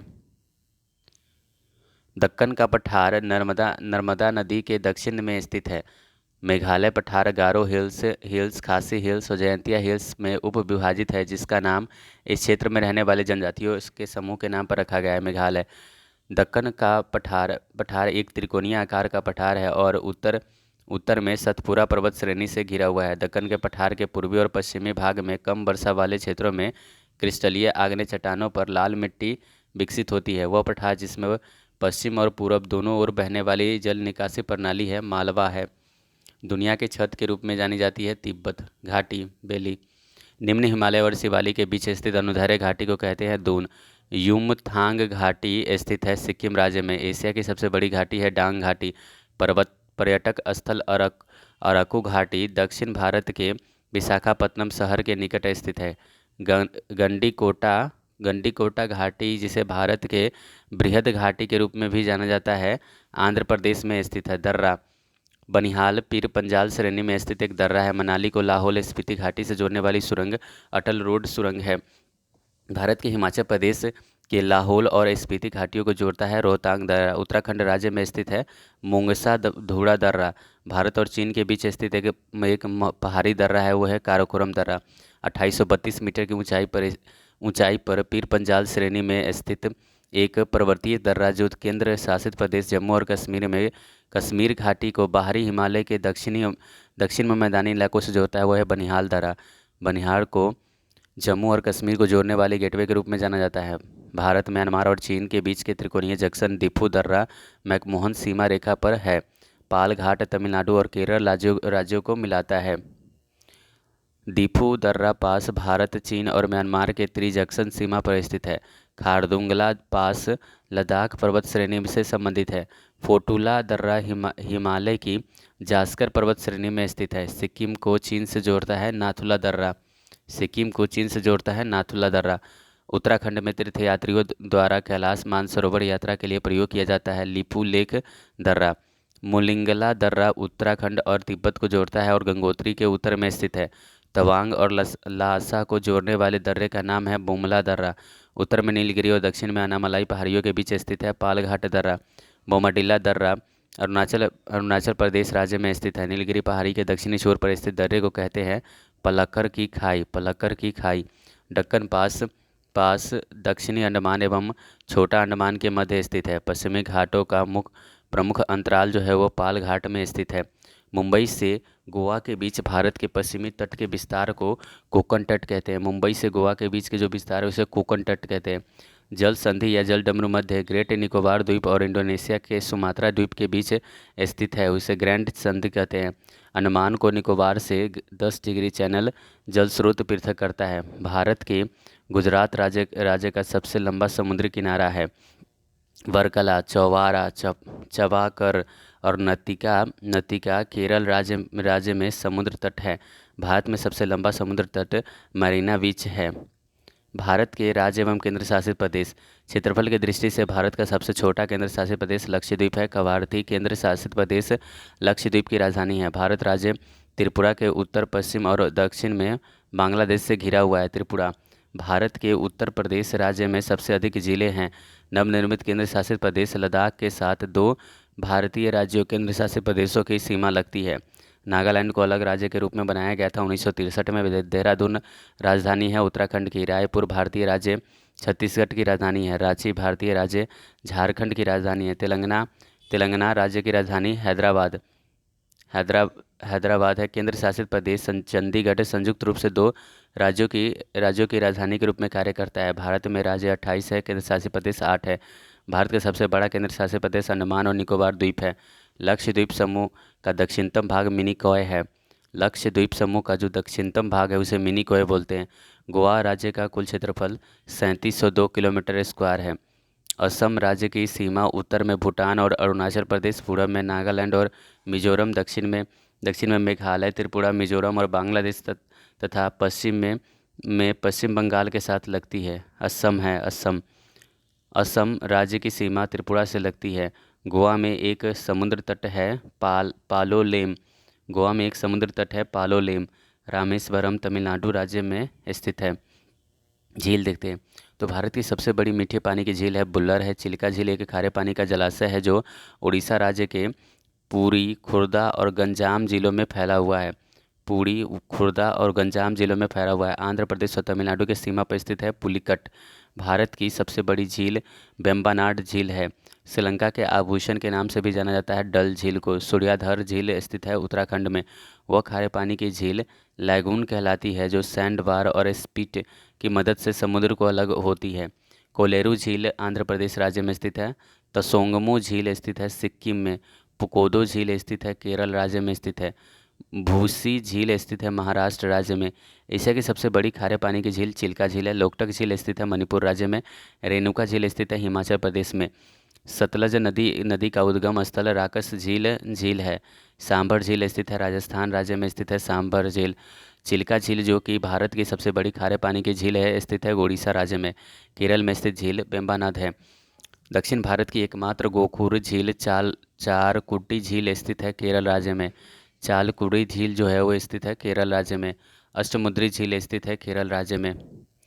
प्लेसिटो प्लीस्टोसीन युग के दौरान पृथ्वी पर एक उल्कापिंड गिरने के परिणाम स्वरूप लोनार झील का निर्माण हुआ था। विश्व का बैसाल्टिक उल्का प्रभाव बनने वाला विशालतम गड्ढा स्थित है महाराष्ट्र में। प्रसिद्ध बुलर झील एवं डल झील स्थित है जम्मू जम्मू एवं कश्मीर में। अनसुपा झील उड़ीसा में स्थित है। अनसुपा झील जो है वो ओडिशा में स्थित है। प्राकृतिक बांध द्वारा पानी के बड़े हिस्से से अलग पानी का एक हिस्सा लैगून या खाड़ी कहलाता है। बिलासपुर अवस्थित मानव निर्मित जलाशय गोविंद सागर स्थित है हिमाचल प्रदेश में। भारत की सबसे लंबी झील वेम्बनाड झील है। ओडिशा की सबसे सबसे बड़ी बैक वाटर झील जो है चिल्का झील है। सूरजकुंड झील स्थित है हरियाणा में। विश्व का एकमात्र तैरता हुआ पार्क स्थित है मणिपुर राज्य में। एशिया की दूसरी सबसे बड़ी कृत्रिम झील है वो है राजस्थान में ढेवर झील। विश्व का एकमात्र तैरता डाकघर स्थित है डल झील पर जलप्रपात। हुंड्रू जलप्रपात स्थित है सुवर्ण रेखा पर। वाराही नदी कर्नाटक में कुंचिकल जलप्रपात बनाती है। दूध सागर जलप्रपात गोवा राज्य में स्थित है। मेघालय बेनिया जलप्रपात भारत के मेघालय राज्य में स्थित है। जोग जलप्रपात स्थित है कर्नाटक राज्य में। शरावती जोग जलप्रपात सृजित करती है जिसे गरसोप्पा जलप्रपात भी कहते हैं।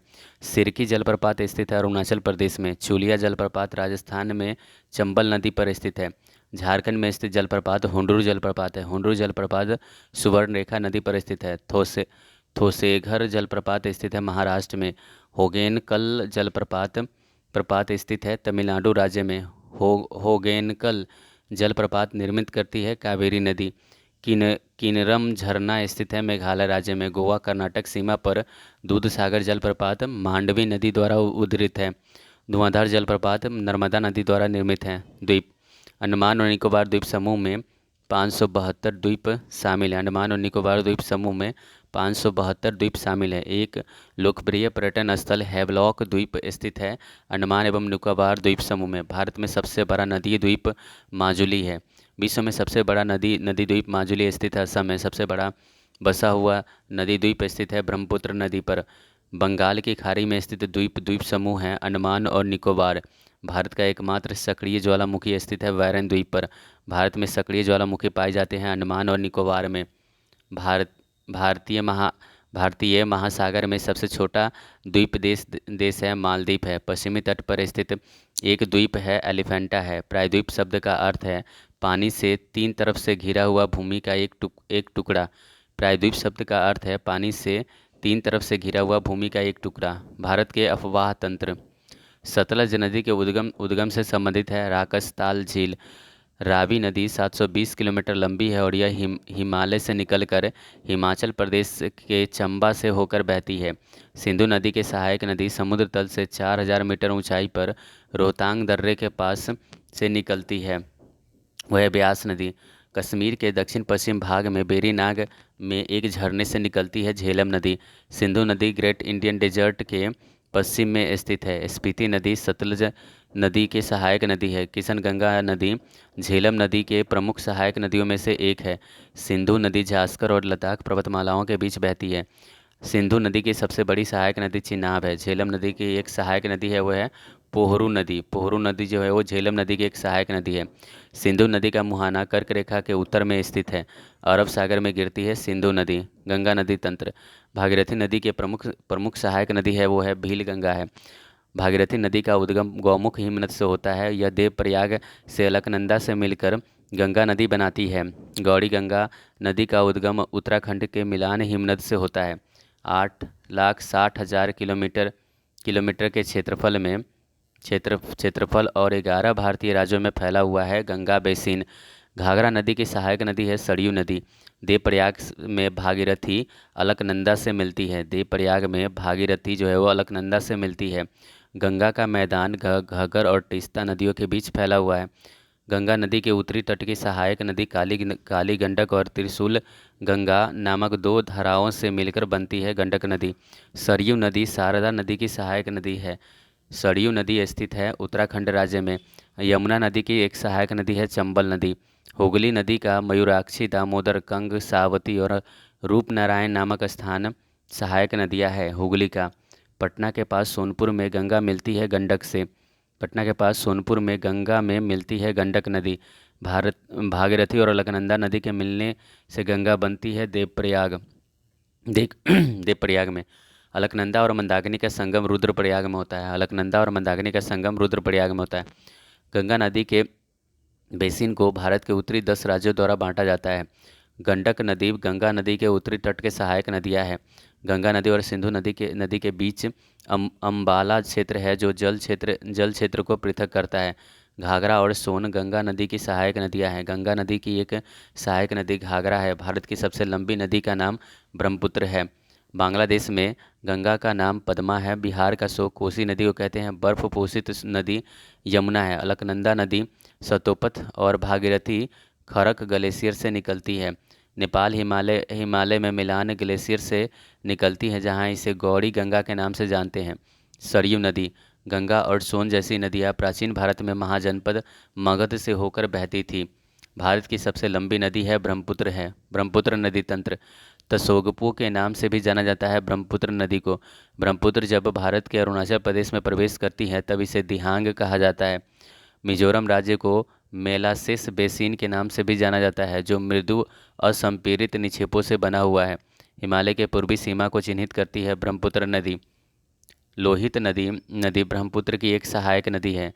सियांग, तिरप और कामेंग अरुणाचल प्रदेश राज्य में बहने वाली नदियां हैं। गंगा ब्रह्मपुत्र 20 डिग्री नॉर्थ और 30 डिग्री नॉर्थ अक्षांशों के बीच स्थित है। नामचा बरवा में यू टर्न लेने पर ब्रह्मपुत्र नदी अरुणाचल प्रदेश राज्य में प्रवेश करती है। असम के धुबरी शहर में ब्रह्मपुत्र नदी अपने पश्चिम की ओर से कटकर दक्षिण में बांग्लादेश में प्रवेश करती है। तिब्बत में सांगपो और बांग्लादेश में जमुना के नाम से जाना जाता है ब्रह्मपुत्र नदी को। पश्चिम बंगाल और सिक्किम दोनों राज्यों से होकर बहती है तीस्ता नदी। धनसिरी ब्रह्मपुत्र नदी की सहायक नदी है। धनसिरी ब्रह्मपुत्र नदी की सहायक नदी है। प्रायद्वीपीय भारत की नदियाँ देखते हैं तो भारत की गोदावरी नदी बंगाल की खाड़ी में गिरती है। भारत की सबसे बड़ी प्रायद्वीपीय नदी गोदावरी है। दक्षिण भारत की ऐसी प्रमुख नदियाँ नर्मदा और ताप्ती हैं जो अरब सागर में गिरती है।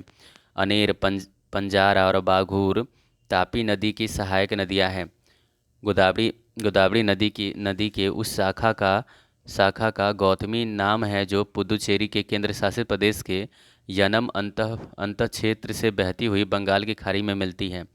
तापी नदी भ्रंश घाटी से होकर बहती है। महानदी छत्तीसगढ़ के रायपुर जिले में सिहावा के निकट से निकलती है और उड़ीसा के बहते हुए बंगाल की खाड़ी में गिरती है। लगभग 724 किलोमीटर के विस्तार के साथ तापी नदी प्रायद्वीपीय भारत की सबसे महत्वपूर्ण नदियों में से एक है। केरल के सबसे लंबी नदी भरतपुझा का दूसरा नाम पोनानी है जो पश्चिम में बहती है और अरब सागर में गिरती है। मुस्सी कृष्णा नदी की सहायक नदी है। तापी नदी का बेसिन 65,145 किलोमीटर के स्क्वायर में फैला हुआ है और जिससे लगभग 80% महाराष्ट्र में स्थित है। प्राचीन काल में कावेरी नदी को तमिल में पूनी के नाम से भी जाना जाता था जो कर्नाटक और तमिलनाडु राज्यों से होकर दक्षिण पूर्व दिशा में बहने वाली चौथी सबसे बड़ी नदी है। भारत में नर्मदा नदी भ्रंश घाटी से होकर बहती है। कृष्णा नदी का उद्गम स्थल सह्याद्री श्रृंखला है। नर्मदा नदी मध्य प्रदेश में अमरकंटक की पहाड़ियों से निकलती है। नर्मदा और तापी नदियाँ एक दूसरे से लगभग समानांतर बहती हैं, लेकिन विपरीत दिशाओं में खुद को खाली कर लेती है। गोदावरी बेसिन का सबसे बड़ा जलग्रहण क्षेत्र महाराष्ट्र राज्य में है। गोदावरी बेसिन का लगभग 50% भाग महाराष्ट्र में स्थित है। महानदी नदी बंगाल की खाड़ी में गिरती है। गोदावरी वर्धा नदी गोदावरी नदी प्रणाली में महत्वपूर्ण नदियों में से एक है। नर्मदा नदी पांचवी सबसे बड़ी नदी होने के साथ पश्चिम में बहने वाली सबसे बड़ी नदी भी है। भारतीय राज्य झारखंड ब्रह्मणी, खरखाई और स्वर्णरेखा नदियों का स्रोत है। बनास नदी का उद्गम स्थल राजस्थान राज्य में स्थित है। मंजीरा पूर्णा, मंजीरा और प्राणहिता गोदावरी की सहायक नदियां हैं। महाराष्ट्र के त्र्यंबकेश्वर से निकलती है गोदावरी नदी। दक्षिण की गंगा कही जाती है कावेरी नदी को। रूसी नदी उड़ीसा राज्य से होकर प्रवाहित होती है। मीठी नदी नदी गुजरती है मुंबई शहर से होकर गुजरती है मीठी नदी। ओंग और टेल महानदी की सहायक नदियां हैं। ओंग और टेल महानदी की सहायक नदियां हैं। पेनार नदी का उद्गम स्थल कर्नाटक राज्य में है। अरब सागर में जाकर गिरती है माही नदी। दक्षिण भारत के प्रसिद्ध तीर्थ स्थान तिरुटन्नी से होकर बहती है नंदी नदी। जबलपुर के निकट धुआंधार जलप्रपात का निर्माण करती है नर्मदा नदी। पश्चिम की ओर बहने वाली नदी है साबरमती नदी, जो है वो पश्चिम की ओर बहती है। भारत में सबसे बड़ी प्रायद्वीपीय नदी है वो है गोदावरी नदी। त्र्यंबकेश्वर गोदावरी नदी का स्रोत है। प्रायद्वीपीय भारत में पश्चिम में बहने वाली सबसे लंबी नदी नर्मदा है। प्रायद्वीपीय भारत की एकमात्र 12 मासी नदी कावेरी है। काविनी नदी कावेरी की एक सहायक नदी है। कावेरी नदी का उद्गम ब्रह्मगिरी पहाड़ियों से होता है। कृष्णा नदी का उद्गम स्थल महाबलेश्वर है। बंगाल की खाड़ी में जाकर मिलती है वो है कृष्णा नदी। मंगलुरु शहर से होकर होकर नेत्रावती नदी बहती है। पूर्व दिशा में बहने वाली नदी है ब्रह्मणी नदी है। अन्य प्रमुख नदियाँ देखते हैं तो हिमालय की अधिकांश नदियाँ जो है वो 12 मासी प्रकार की है। भारत रेगिस्तान की एकमात्र बड़ी नदी लूनी नदी है। मध्य प्रदेश के मालवा पठार में महू के पास चंबल नदी निकलती है। कृष्णा नदी की सहायक नदी तुंगभद्रा है। रावी नदी हिमाचल प्रदेश के कुल्लू पहाड़ियों के बीच रोहतांग दर्रे के पश्चिम में निकलती है और राज्य के चंबा घाटी से होकर बहती है। थार के रेगिस्तान की सबसे लंबी नदी लूनी है। लूनी नदी एकमात्र प्राकृतिक जल स्रोत है जो रेगिस्तान में एक झील के अंदर बहती है। तिरापा और नोआ नदी भारतीय राज्य अरुणाचल प्रदेश में बहती है। दामोदर नदी की सहायक नदी बराकर है। केन नदी मध्य भारत के बुंदेलखंड क्षेत्र के प्रमुख नदियों में से एक है और दो राज्यों मध्य प्रदेश और उत्तर प्रदेश से होकर बहती है। दामोदर, ब्रह्मणी और खरकई नदियों का उद्गम स्थल भारत के झारखंड राज्य में है। बनास नदी के दक्षिणी सहायक नदी बेडच राजस्थान के उदयपुर जिले के पहाड़ियों से शुरू होती है। सुरमा नदी, जिसे बराक नदी के सहायक भी कहा जाता है, मणिपुर की पहाड़ियों से निकलती है। नदियों के किनारे स्थित शहर देखते हैं। कोल्हापुर शहर जो है वो पंचगंगा नदी के किनारे स्थित है। उज्जैन क्षिप्रा नदी के तट पर स्थित है। हीराकुंड बांध उड़ीसा के संबलपुर शहर के पास बनाया गया है। ब्रह्मपुत्र नदी के तट पर स्थित शहर देब्रूगढ़ है। गंगा नदी के तट पर स्थित शहर कानपुर है। महानदी के तट पर स्थित शहर कटक है। चंबल नदी के तट पर स्थित शहर कोटा है। अलकनंदा नदी के तट पर स्थित शहर बद्रीनाथ है। गोदावरी नदी के तट पर स्थित शहर नासिक है। मुल्ला मुठ्ठा नदियों के तट पर स्थित शहर पुणे है। भारत की नदी घाटी परियोजना देखते हैं। गोविंद सागर भाखड़ा नागल परियोजना स्थित है हिमाचल प्रदेश में। कर्नाटक का अलमट्टी बांध जो है कृष्णा नदी पर बना हुआ है। चंबल परियोजना में संयुक्त उद्यम में राज्य शामिल है राजस्थान और मध्य प्रदेश। मध्य प्रदेश में स्थित बांध है Tawa. Tilaiya ultra mega power project स्थित है झारखंड राज्य में। पाकिस्तान डायमर भाषा बांध का निर्माण कर रहा है सिंधु नदी पर। सरदार सरोवर बांध परियोजना गुजरात राज्य में नर्मदा नदी पर स्थित है। सरदार सरोवर परियोजना निर्मित की गई है नर्मदा नदी पर। उत्तराखंड का पहला गुरुत्व बांध सांग बांध है। एक प्रकार का अस्थायी बांध जिसे विशिष्ट क्षेत्र से पानी को बाहर निकालने के लिए बनाया गया जाता है वो है कॉफर बांध। एक प्रकार का अस्थायी बांध जिसे विशिष्ट क्षेत्र से पानी को बाहर निकालने के लिए बनाया जाता है वो है कॉफर बांध। भारत का सर्वोच्च सबसे ऊंचा बांध है वो टिहरी बांध उत्तराखंड में है। टिहरी बांध बना है भागीरथी नदी पर। कदम बांध कदम नदी और गोदावरी नदी के संगम पर स्थित है। जवाई बांध जवाई नदी पर निर्मित एक जलाशय है वह लूनी की सहायक नदी है। उकाई बांध स्थित है। ताप्ती नदी पर उकाई बांध स्थित है। सुवर्ण रेखा नदी पर बनाया गया है चांडिल बांध। कोटेश्वर जल विद्युत परियोजना स्थित है भागीरथी नदी पर। रावी नदी पर बनाया गया है चमेरा बांध। पालावरम सिंचाई परियोजना का निर्माण किया गया है गोदावरी नदी पर। धरोई बांध बनाया गया है साबरमती नदी पर। महाराष्ट्र में स्थित है कोयना बांध। सोमाशिला बांध स्थित है आंध्र प्रदेश राज्य में। बगलिहार बांध बनाया गया है चिनाब नदी पर। स्टेनली जलाशय स्थित है तमिलनाडु राज्य में स्थित है। मेटूर बांध तमिलनाडु में कावेरी नदी पर बना हुआ है। नागार्जुन सागर परियोजना स्थित है कृष्णा नदी पर। नाथपा झाकड़ी जल विद्युत परियोजना स्थित है सतलज नदी पर। झारखंड में बराकर नदी पर बनाया गया है तिलैया बांध। महाराष्ट्र राज्य जल विद्युत परियोजना जोग जलप्रपात पर स्थित है। भवानी भवानी सागर बांध या लोअर भवानी बांध स्थित है तमिलनाडु राज्य में। भारत बांग्लादेश सीमा के सबसे नज़दीक है फरक्का बांध। हीराकुंड बांध बनाया गया है महानदी पर। कृष्णा नदी पर अलमट्टी बांध कर्नाटक और आंध्र प्रदेश राज्यों के बीच विवाद का विषय बना हुआ है। बगलिहार बांध स्थित है जम्मू और कश्मीर में। निजाम सागर बांध स्थित है तेलंगाना राज्य में। पैठन जल विद्युत परियोजना हाइड्रो इलेक्ट्रिक प्रोजेक्ट गोदावरी नदी पर है। सलाल परियोजना का निर्माण चिनाब नदी पर किया गया है। भारत की जलवायु देखते हैं। दक्षिण पश्चिम मानसून के ऋतु के दौरान भारत के दक्षिण पूर्वी व्यापारिक पवनों का दिशा जो होता है वो दक्षिण पश्चिम होता है। भारत में सर्दी के महीने के दौरान मौसम मध्य और पश्चिमी एशिया से पृष्ठीय दाब के वितरण से प्रभावित होता है। दक्षिण पश्चिम मानसून काल में जब एक या दो या कई सप्ताह तक वर्षा न हो तो उसे इस परिघटना को कहा जाता है मानसून में विच्छेद। मानसून के निवर्तन के दौरान वर्षा होती है तमिलनाडु राज्य में। मुंबई में मानसून की अरब सागर शाखा का अनुमानित आगमन 10 जून को होता है। जून से सितंबर तक भारत में दक्षिणी पश्चिमी मानसूनी वर्षा होती है। जून से सितंबर तक मासिम राम दुनिया में सब सर्वाधिक वर्षा के लिए प्रसिद्ध है। मेघालय की खासी पहाड़ियों पर मासिम राम स्थित है। सर्दियों के महीनों में सबसे अधिक वर्षा होती है तमिलनाडु राज्य में दक्षिण पश्चिम मानसून से अल्प वर्षा होती है। भारत के मेघालय राज्य में सर्वाधिक वर्षा होती है। वायु में वार्षिक ऋतु परिवर्तन को कहा जाता है मानसून। मानसून शब्द अरबी शब्द से लिया गया है। भारत की मिट्टियाँ देखते हैं। गाद और धूलकण से बनी मिट्टी लोएस प्रकार की होती है। महाराष्ट्र में पाई जाने वाली कपासी मिट्टी का दूसरा नाम रेगूर है। शुष्क मिट्टी विशेष रूप से विकसित पश्चिमी राजस्थान में होती हैं जिसमें विशेषतः शुष्क स्थलाकृति प्रदर्शित होती है। मिट्टी की संरचना को गंभीर नुकसान होने से पहले मिट्टी जिस भार को सहन कर सकती है उस भार को धारिता क्षमता कहते हैं। ह्यूमस मृदा के एक क्षितिज भाग में ह्यूमस मृदा जो होता है ना ये क्षितिज भाग में पाया जाता है ऊपर वाले भाग में। काजू के वृद्धि के लिए अधिक उपयुक्त है लाल लैटेराइट मिट्टी। उत्तरी मैदान और नदी घाटियों में फैली हुई है और भारत के कुल क्षेत्रफल का लगभग 40% क्षेत्र घेरे हुए हैं जलोढ़ मृदा से। मृदा संरक्षण की एक विधि छाद है। आमतौर पर कृषि में उपयोग किए जाने वाले उर्वरकों में पाया जाने वाला एक मूलभूत पादप पोषक तत्व है पोटेशियम। भारी वर्षा और उच्च आर्द्रता वाले क्षेत्रों में पाया जाता है दलदली मृदा। भारत के उत्तरी मैदान को पूरी तरह से जलोढ़ मिट्टी से निर्मित है। उपजाऊ जलोढ़ मिट्टी चावल का उत्पादन करने के लिए सबसे उपयुक्त है।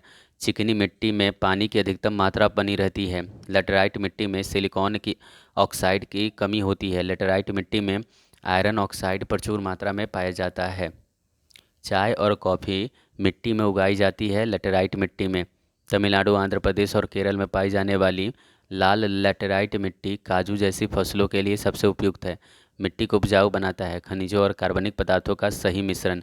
मिट्टी और अम्लीय प्रकृति हाइड्रोजन की उच्च सांद्रता दर्शाती है। संयुक्त राज्य अमेरिका के कृषि विभाग के अनुसार भारत में इंसेप्टिसोल प्रकार का मृदा क्रम सर्वाधिक है। काजू के पेड़ को उगाने के लिए उपयुक्त है बलुई दोमट मिट्टी। काजू उगाने के लिए लाल लेटेराइट मृदा सबसे उपयुक्त होती है। कठोरकृत मिट्टी पर किसी मृत कीट के शरीर के किसी हिस्से की छाप जीवाश्म का एक उदाहरण है। मिट्टी की ऊपरी परत में ह्यूमस होता है जो मिट्टी को उपजाऊ बनाता है। भारत में लाल मिट्टी सामान्यतः पाई जाती है दक्षिणी पठार के पूर्वी और पश्चिमी भाग में। भारत के पूर्वी और पश्चिमी तटों पर पाई जाने वाली मिट्टी कछार है। उत्तरी मैदानों के खादर क्षेत्र सर्वाधिक उपजाऊ है। उत्तरी मैदानों के खादर क्षेत्र सर्वाधिक उपजाऊ है।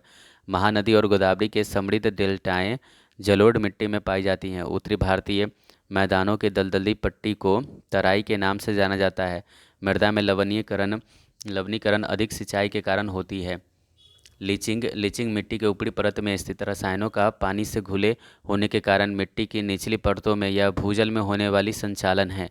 खारी मिट्टी को ऊसर मिट्टी के भी नाम से जाना जाता है। आर्द्र भूमि कृषि के लिए फसल उपयुक्त है। चावल कृषि सूखा, इसे भूमि आर्द्रता सूखा भी कहा जाता है। मिट्टी में आर्द्रता के कमी के कारण फसलें मुरझा जाती है।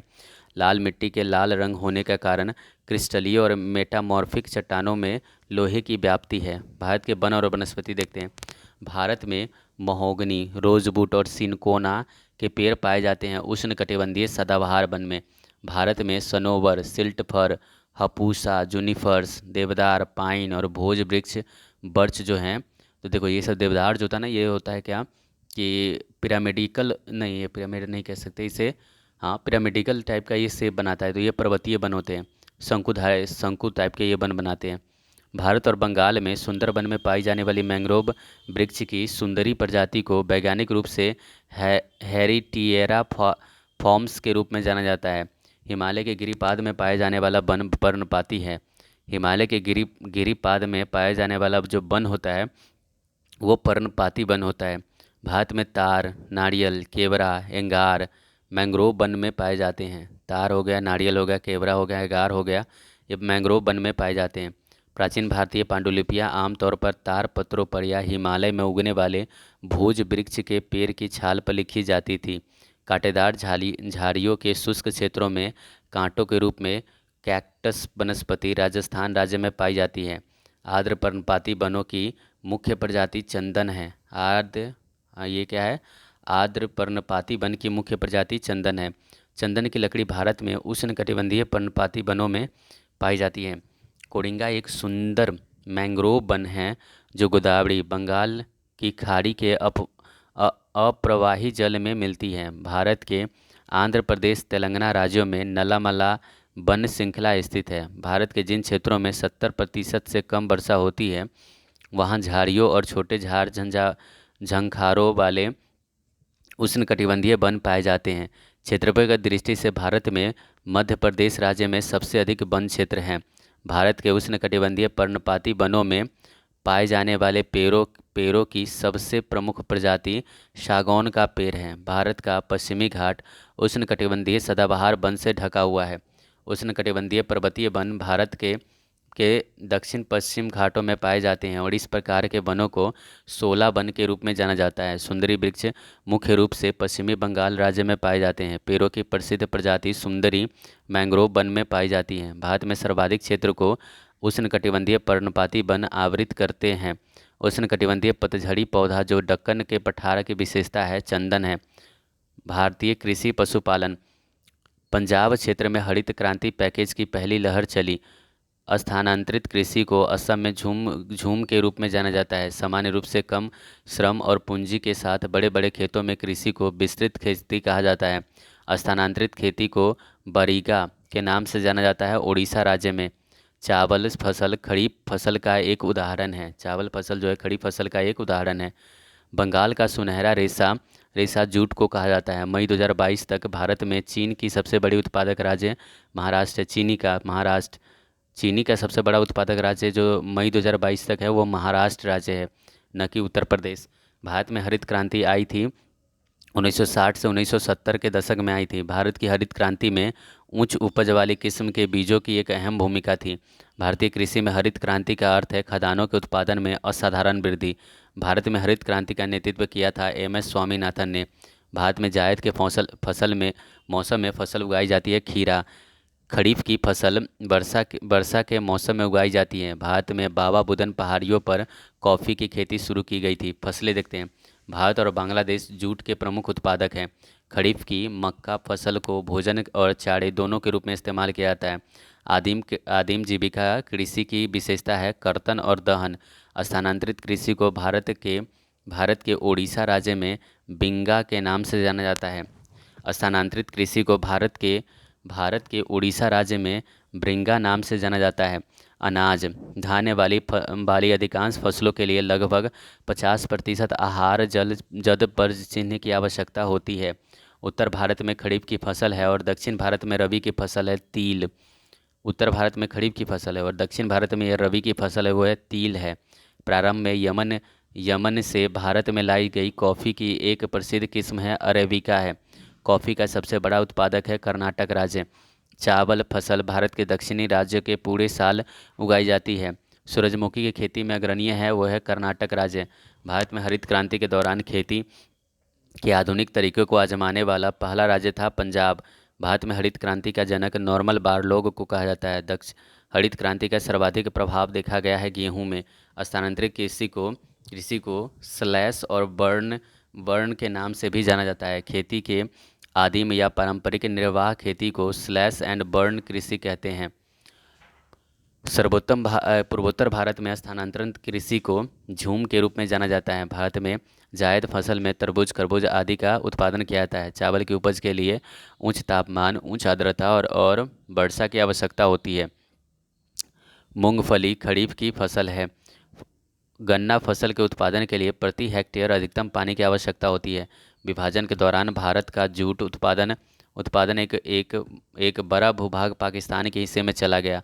बागान फसल के श्रेणी में आता है कॉफ़ी। जायद ऋतु की एक फसल है, वो है कद्दू, एक जायद ऋतु की एक फसल है। भारत में पीली क्रांति जुड़ी हुई है तिलहन से। जूट को गोल्डन फाइबर के रूप में जाना जाता है। अंगूर की खेती और कटाई को कहा जाता है विटीकल्चर। गेहूं फसल करनाल बंट रोग से संबंधित है।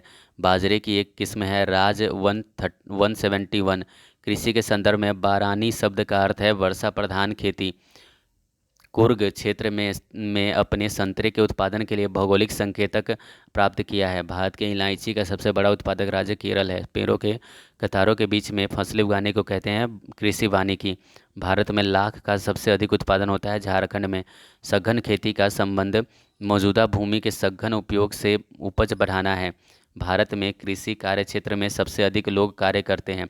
शुष्क भूमि कृषि के लिए फसल उपयुक्त है रागी। उत्तरी भारत के राज्यों में बाजरे की खेती खरीफ कृषि ऋतु के दौरान की जाती है।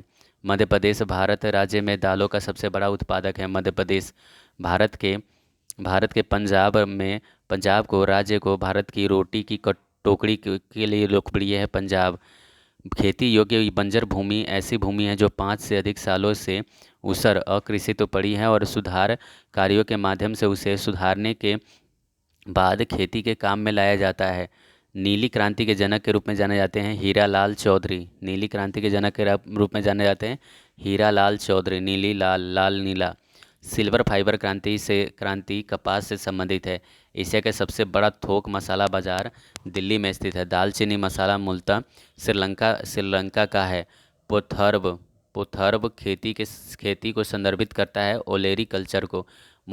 मुख्य रूप से दक्षिण भारत में उत्पादित कॉफ़ी बीन्स की एक किस्म है, वो है अरेबिका है।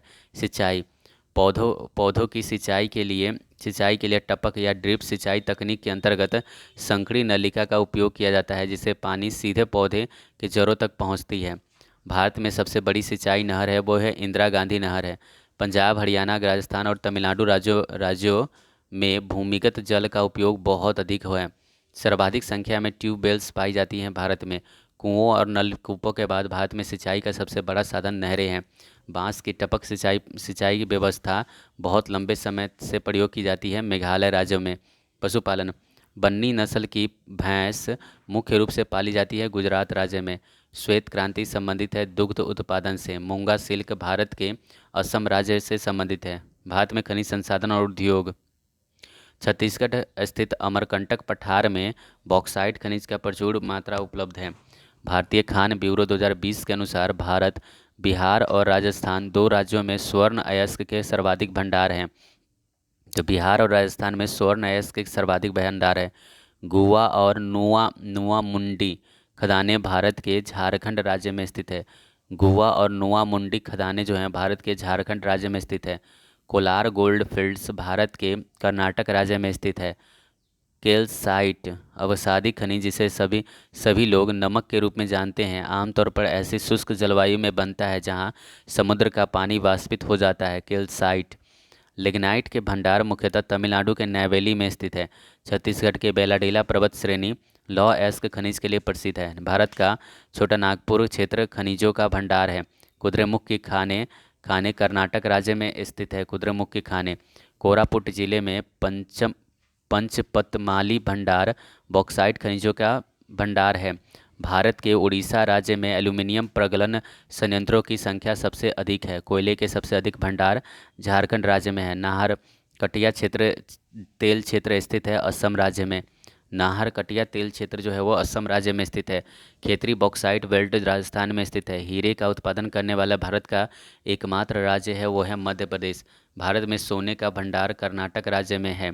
Tata iron and steel company TISCO की स्थापना हुई थी 1907 में। भारत का सबसे बड़ा बिटुमिनस कोयला क्षेत्र झड़िया है। केरल में समुद्री तट के रेत में भरपूर मात्रा में पाया जाता है थोडियम। राजस्थान राज्य का जादूगोरा नामक स्थान यूरेनियम के खनन के लिए जाना जाता है। भारत में तृतीय कोयला असम, अरुणाचल प्रदेश, नागालैंड और मेघालय में पाया जाता है। क्रोमाइट का मुख्य उत्पादन होता है उड़ीसा राज्य में। भारतीय भूवैज्ञानिक सर्वे के अनुसार भारत के अरुणाचल प्रदेश राज्य में ग्रेफाइट का अधिक भंडार है। कोयला भंडार में सबसे अधिक समृद्ध है दामोदर घाटी। भारत के अभ्रक का सबसे बड़ा उत्पादक राज्य है आंध्र प्रदेश। उड़ीसा के बादाम पहाड़ी खानों में खनन किया जाता है हेमेटाइट का। भारत के सर्वाधिक समृद्ध मोनोजाइट भंडारों में से एक मौजूद है केरल में। झड़िया और चंद्रपूड़ा कोयला क्षेत्र क्षेत्र झारखंड राज्य में अवस्थित है। उद्योग राउरकेला स्टील प्लांट 1959 में जर्मनी के सहयोग से स्थापित किया गया था। एक पूंजीगत वस्तु माल उद्योग है। संयंत्रों और मशीनों का निर्माण Tata iron and steel company TISCO ने सन 1912 में स्टील का उत्पादन शुरू किया था। Telephone, cellular telephone, pager, telephone exchange और रडार उदाहरण है सूचना प्रौद्योगिकी एवं इलेक्ट्रॉनिक्स उद्योग का। 18वीं शताब्दी में ब्रिटेन में सूती कपड़ा उद्योग के विकास का परिणाम था भारत में कपड़ा उत्पादन में गिरावट। हिंदुस्तान पेट्रोलियम कॉरपोरेशन लिमिटेड की विशाखापत्तनम में स्थित तेल रिफाइनरी की क्षमता 8.3 मिलियन मीट्रिक टन प्रति वर्ष है। भारत में सबसे पुराना एल्यूमीनियम रिफाइनरी संयंत्र मूड़ी एल्यूमिना संयंत्र है। IISCO Indian oil and steel company ने अपना पहला कारखाना स्थापित किया है हीरापुर में। राउरकेला स्टील प्लांट जर्मनी के सहयोग से भारत के उड़ीसा राज्य में स्थापित किया गया है। हिंदुस्तान कॉपर लिमिटेड HCL की स्थापना वर्ष 1967 में हुई थी। लौह एवं इस्पात उद्योगों में सर्वाधिक संकेंद्रण छोटा नागपुर के पठार में स्थित है। भारत में पहली जूट मिल स्थापित की गई थी रिसरा में। भारत में सर्वाधिक क्षेत्र का पहला एकीकृत इस्पात संयंत्र राउरकेला इस्पात संयंत्र है। भारत के छोटा नागपुर का पठार क्षेत्र में अधिकांश लोहा एवं इस्पात उद्योग संकेंद्रित है। भारत में दूसरा सर्वाधिक महत्वपूर्ण धातु कर्म उद्योग एल्यूमिनियम है। भारत की सबसे लंबी LPG पाइपलाइन जामनगर से लोनी तक है। नालको और बालको नाम जुड़े हुए हैं एल्यूमिनियम उद्योग के साथ। भारत के उत्तर प्रदेश राज्य में खुर्जा मिट्टी के बर्तन संबंधित है। बोकारो में इस्पात संयंत्र सोवियत संघ के सहयोग से बनाया गया है।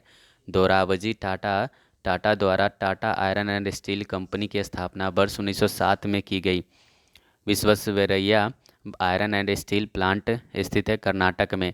नून माटी तेल रिफाइनरी खनिज तेल क्षेत्र के समीप ही स्थापित है। सेलम इस्पात संयंत्र तमिलनाडु में स्थित है। भारत में कृष्ण क्रांति उत्पाद के विनिर्माण से संबंधित है। कच्चा पेट्रोलियम भारत की पहली कच्चे तेल के परिशोधनशाला रिफाइनरी की स्थापना की गई है डिगबोई में। भारत की जनजातियाँ खासी जनजातियाँ मेघालय में रहती है। भूटिया जनजाति सिक्किम की है। बायोपा अरुणाचल प्रदेश के जनजातियों की एक पारंपरिक पगड़ी हेड गियर है। अरुणाचल प्रदेश राज्य से नईसी जनजाति का संबंध है। चेचूस अनुसूचित जनजाति भारत के तेलंगाना राज्य से संबंधित है। भारत में परिवहन स्थल परिवहन पूर्व पश्चिम गलियारा जो वो स्वर्णिम चतुर्भुज महाराजमार्ग का एक हिस्सा है। भारत के सिलचर और पोरबंदर शहरों से जोड़ता है। भारतीय राष्ट्रीय राजमार्ग प्राधिकरण NHAI ने अपना कार्यारंभ किया था वर्ष 1995 में। भारत के 4 बड़े मेट्रो शहर दिल्ली, मुंबई, चेन्नई, कोलकाता को जोड़ता है स्वर्णिम चतुर्भुज। 1995 में भूतल परिवहन मंत्रालय के तहत स्वायत्त निकाय का संचालन किया गया था। भारतीय राष्ट्रीय राजमार्ग प्राधिकरण NHAI नई दिल्ली उत्तर रेल मंडल का मुख्यालय है। राष्ट्रीय राजमार्ग 7 फाजिल्का को माना से जोड़ता है। एक तरफ श्रीनगर और दूसरी तरफ कारगिल और लेह के बीच जोजिला एक महत्वपूर्ण सड़क संपर्क है। वह मार्ग जिसका नाम बदलकर अटल सुरंग रखा गया है, रोहतांग दर्रा से होकर गुजरता है। भारत में सबसे ऊंचाई पर स्थित रेलवे स्टेशन पश्चिम बंगाल राज्य में स्थित है। भूपेन हजारिका सेतु असम को अरुणाचल प्रदेश से जोड़ता है। ऑटोमोबाइल के संदर्भ में माइक्रोडॉट नामक प्रौद्योगिकी का उपयोग किया जाता है वाहन चोरी रोकने के लिए। भारत की सबसे लंबी रेल सुरंग है वह है पीर पंजाल है। भारतीय रेलवे के आगामी दक्षिण तटीय रेलवे क्षेत्र का प्रस्तावित मुख्यालय स्थित है विशाखापत्तनम में। विश्व के प्रथम अल्ट्रा फास्ट हाइपरलूप परियोजना पर काम किया करने के लिए तैयार है महाराष्ट्र। भारत का पहला रेल विश्वविद्यालय बड़ोदरा गुजरात है। छत्रपति शिवाजी टर्मिनल स्थित है। फ्रेडरिक विलियम स्टीवंस के द्वारा डिजाइन किया गया था। भारत के पर्वतीय रेल 5 रेलवे लाइनों जिसे भारत के पहाड़ों में बनाया गया है। भारत का सबसे लंबा राष्ट्रीय राजमार्ग जो है वो NH44 है। NH44 सबसे लंबा राजमार्ग है। हिल स्टेशन माथेरान महाराष्ट्र राज्य में स्थित है। माथेरान नामक हिल स्टेशन स्थित है महाराष्ट्र में। भारतीय railway rail coach factory Kapurthala शहर में स्थित है। दक्षिण पश्चिम रेलवे का मुख्यालय स्थित है हुबली में। राष्ट्रीय राजमार्ग 44 NH44 के निर्माण के लिए 7 राष्ट्रीय राजमार्गों को आपस में मिलाया गया है। भारत का सबसे लंबा राष्ट्रीय राजमार्ग 44 है। राष्ट्रीय राजमार्ग 66 के पहले NH17 नाम से जाना जाता था। जल परिवहन राष्ट्रीय राजमार्ग 99 तमिलनाडु में स्थित है। भारत का प्राकृतिक बंदरगाह मुंबई बंदरगाह है। उद्योग मंडल का नहर राष्ट्रीय राजमार्ग 3 का हिस्सा है। 31 अक्टूबर 2022 तक भारत में 200 गैर प्रमुख छोटे पतन हैं। हल्दिया के प्रयागराज तक राष्ट्रीय राजमार्ग संख्या 1 है। भारत में स्थल से घिरा सबसे गहरा और अच्छी तरह से संरक्षित बंदरगाह जो है वो विशाखापत्तनम बंदरगाह है। भारत के पश्चिमी तट के प्राकृतिक बंदरगाह स्थित है मरमा गोवा में। पश्चिम बंगाल में Falta exporting processing zone EPZ की स्थापना की गई थी। फाल्टा में परिवहन का सबसे सस्ता साधन जलमार्ग है। भारत का दक्षिणतम बंदरगाह स्थित है तमिलनाडु राज्य में। पाकिस्तान का सबसे व्यस्त समुद्री बंदरगाह है वो है कराची बंदरगाह। भारत में बंदरगाह आधारित विकास को बढ़ावा देने के उद्देश्य से आधारभूत संरचना का विकास परियोजना को सागरमाला नाम दिया गया है। भारत का सबसे बड़ा कंटेनर पोर्ट है जवाहरलाल नेहरू पोर्ट। कांडला बंदरगाह स्थित है गुजरात राज्य में। ब्रिटिश ईस्ट इंडिया कंपनी द्वारा निर्मित भारत के सबसे पुराने संचालित बंदरगाह ऑपरेटिंग पोर्ट है कोलकाता बंदरगाह। कांडला बंदरगाह का नाम परिवर्तित करके दीनदयाल बंदरगाह रखा गया है। भारत के पूर्वी तट पर स्थित बंदरगाह है वो है कामराज बंदरगाह। ज्वारीय बंदरगाह है कांडला बंदरगाह। गुजरात राज्य में हजीरा बंदरगाह स्थित है। भारत के नौगम्य अंतर्देशीय जलमार्ग की अनुमानित लंबाई 14,500 किलोमीटर है। वायु परिवहन एयर ट्रांसपोर्ट चंडीगढ़ अंतर्राष्ट्रीय हवाई अड्डे का नाम बदलकर शहीद भगत सिंह अंतर्राष्ट्रीय हवाई अड्डा कर दिया गया है। वर्ष 2022 के अनुसार इंदिरा गांधी अंतर्राष्ट्रीय हवाई अड्डा दिल्ली पर सबसे अधिक यात्रियों और विमानों की आवाजाही थी। अमृतसर में स्थित श्री गुरु रामदास जी अंतर्राष्ट्रीय हवाई अड्डा है। नवंबर 2022 में प्रधानमंत्री नरेंद्र मोदी की अध्यक्षता में केंद्रीय मंत्रिमंडल ने होलोंगी ईटानगर में ग्रीनफील्ड हवाई अड्डे का नामकरण को डोलो पोलो हवाई अड्डा कर दिया गया है। भारत में 17 अंतर्राष्ट्रीय हवाई अड्डे हैं। बेलगांव हवाई अड्डा कर्नाटक राज्य में स्थित है। छोटे शहरों और कस्बों को देश के हवाई मानचित्र पर लाकर क्षेत्रीय संयोजकता कनेक्टिविटी को बढ़ावा देने के लिए जो व्यवस्था है उसे उड़ान कहा गया है। परमाणु एवं विद्युत ऊर्जा देखते हैं। भारत सरकार के विद्युत मंत्रालय के अनुसार भारत का सबसे बड़ा ऊर्जा स्रोत जो है वो मार्च 2023 तक कोयला है। प्रसिद्ध Hirakud captive thermal power plant Orissa राज्य में स्थित है। कुंडनकुलम नागरिक परमाणु ऊर्जा संयंत्र का निर्माण भारत द्वारा रूस के सहयोग से किया गया है। NTPC एक केंद्रीय लोक क्षेत्र उद्यम है जो विद्युत क्षेत्र से संबंधित है। भारत में विद्युत उत्पादन में सबसे बड़ी हिस्सेदारी थर्मल ऊर्जा की है। भारत में विद्युत उत्पादन संयंत्रों को योगदान योगदान चलाने में कोयला ईंधन का सर्वाधिक योगदान है। कोयला, प्राकृतिक गैस और पेट्रोलियम का प्रयोग करके उसमें विद्युत विद्युत पैदा की जाती है। हिमाचल प्रदेश के मणिकरण में गर्म झरना के प्राकृतिक ऊर्जा का स्रोत भूतापीय ऊर्जा है। जल विद्युत केंद्र में टरबाइन पानी पानी के बहने से चलती है। भारत का पहला स्वदेशी परमाणु संयंत्र स्थित है कलपक्कम स्थित है। प्रमुख अनुसंधान केंद्र। भारत और एशिया का पहला डॉल्फिन अनुसंधान केंद्र पटना में स्थापित किया गया है। गंगोत्री, दक्षिण गंगोत्री अंटार्कटिका में स्थित स्वचालित स्टेशन है। अंटार्कटिका के उस पहले अनुसंधान केंद्र का नाम दक्षिण गंगोत्री है जो भारत सरकार द्वारा निर्मित है। अंटार्कटिका क्षेत्र में स्थित एक रहते रहते बंदे रहते अंटार्कटिका क्षेत्र में स्थित एक भारतीय अनुसंधान केंद्र मैत्री है।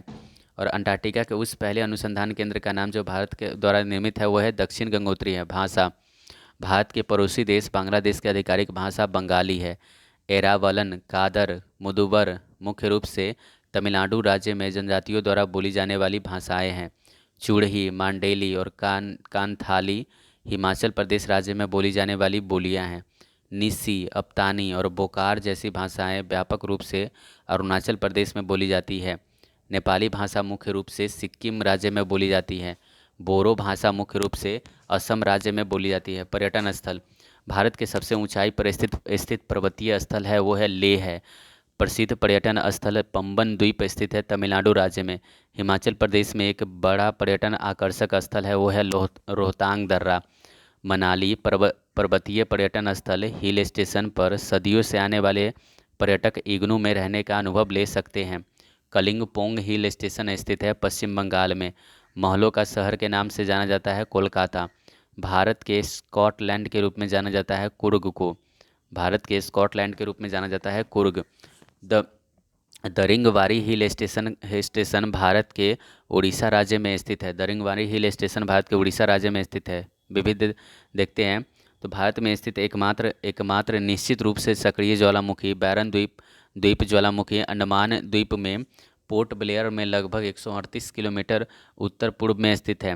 बारदोली छीरा का दूसरा नाम काल बैसाखी है। औसत समुद्र तल से 3000 मीटर की ऊंचाई पर हिमालय के पीर पंजाल श्रेणी में अति अति आधुनिक विशेषताओं वाली अटल सुरंग बनाई गई है। औसत ऊंचाई 3000 मीटर से ऊंचाई पर हिमालय के पीर पंजाल श्रेणी में अटल सुरंग है।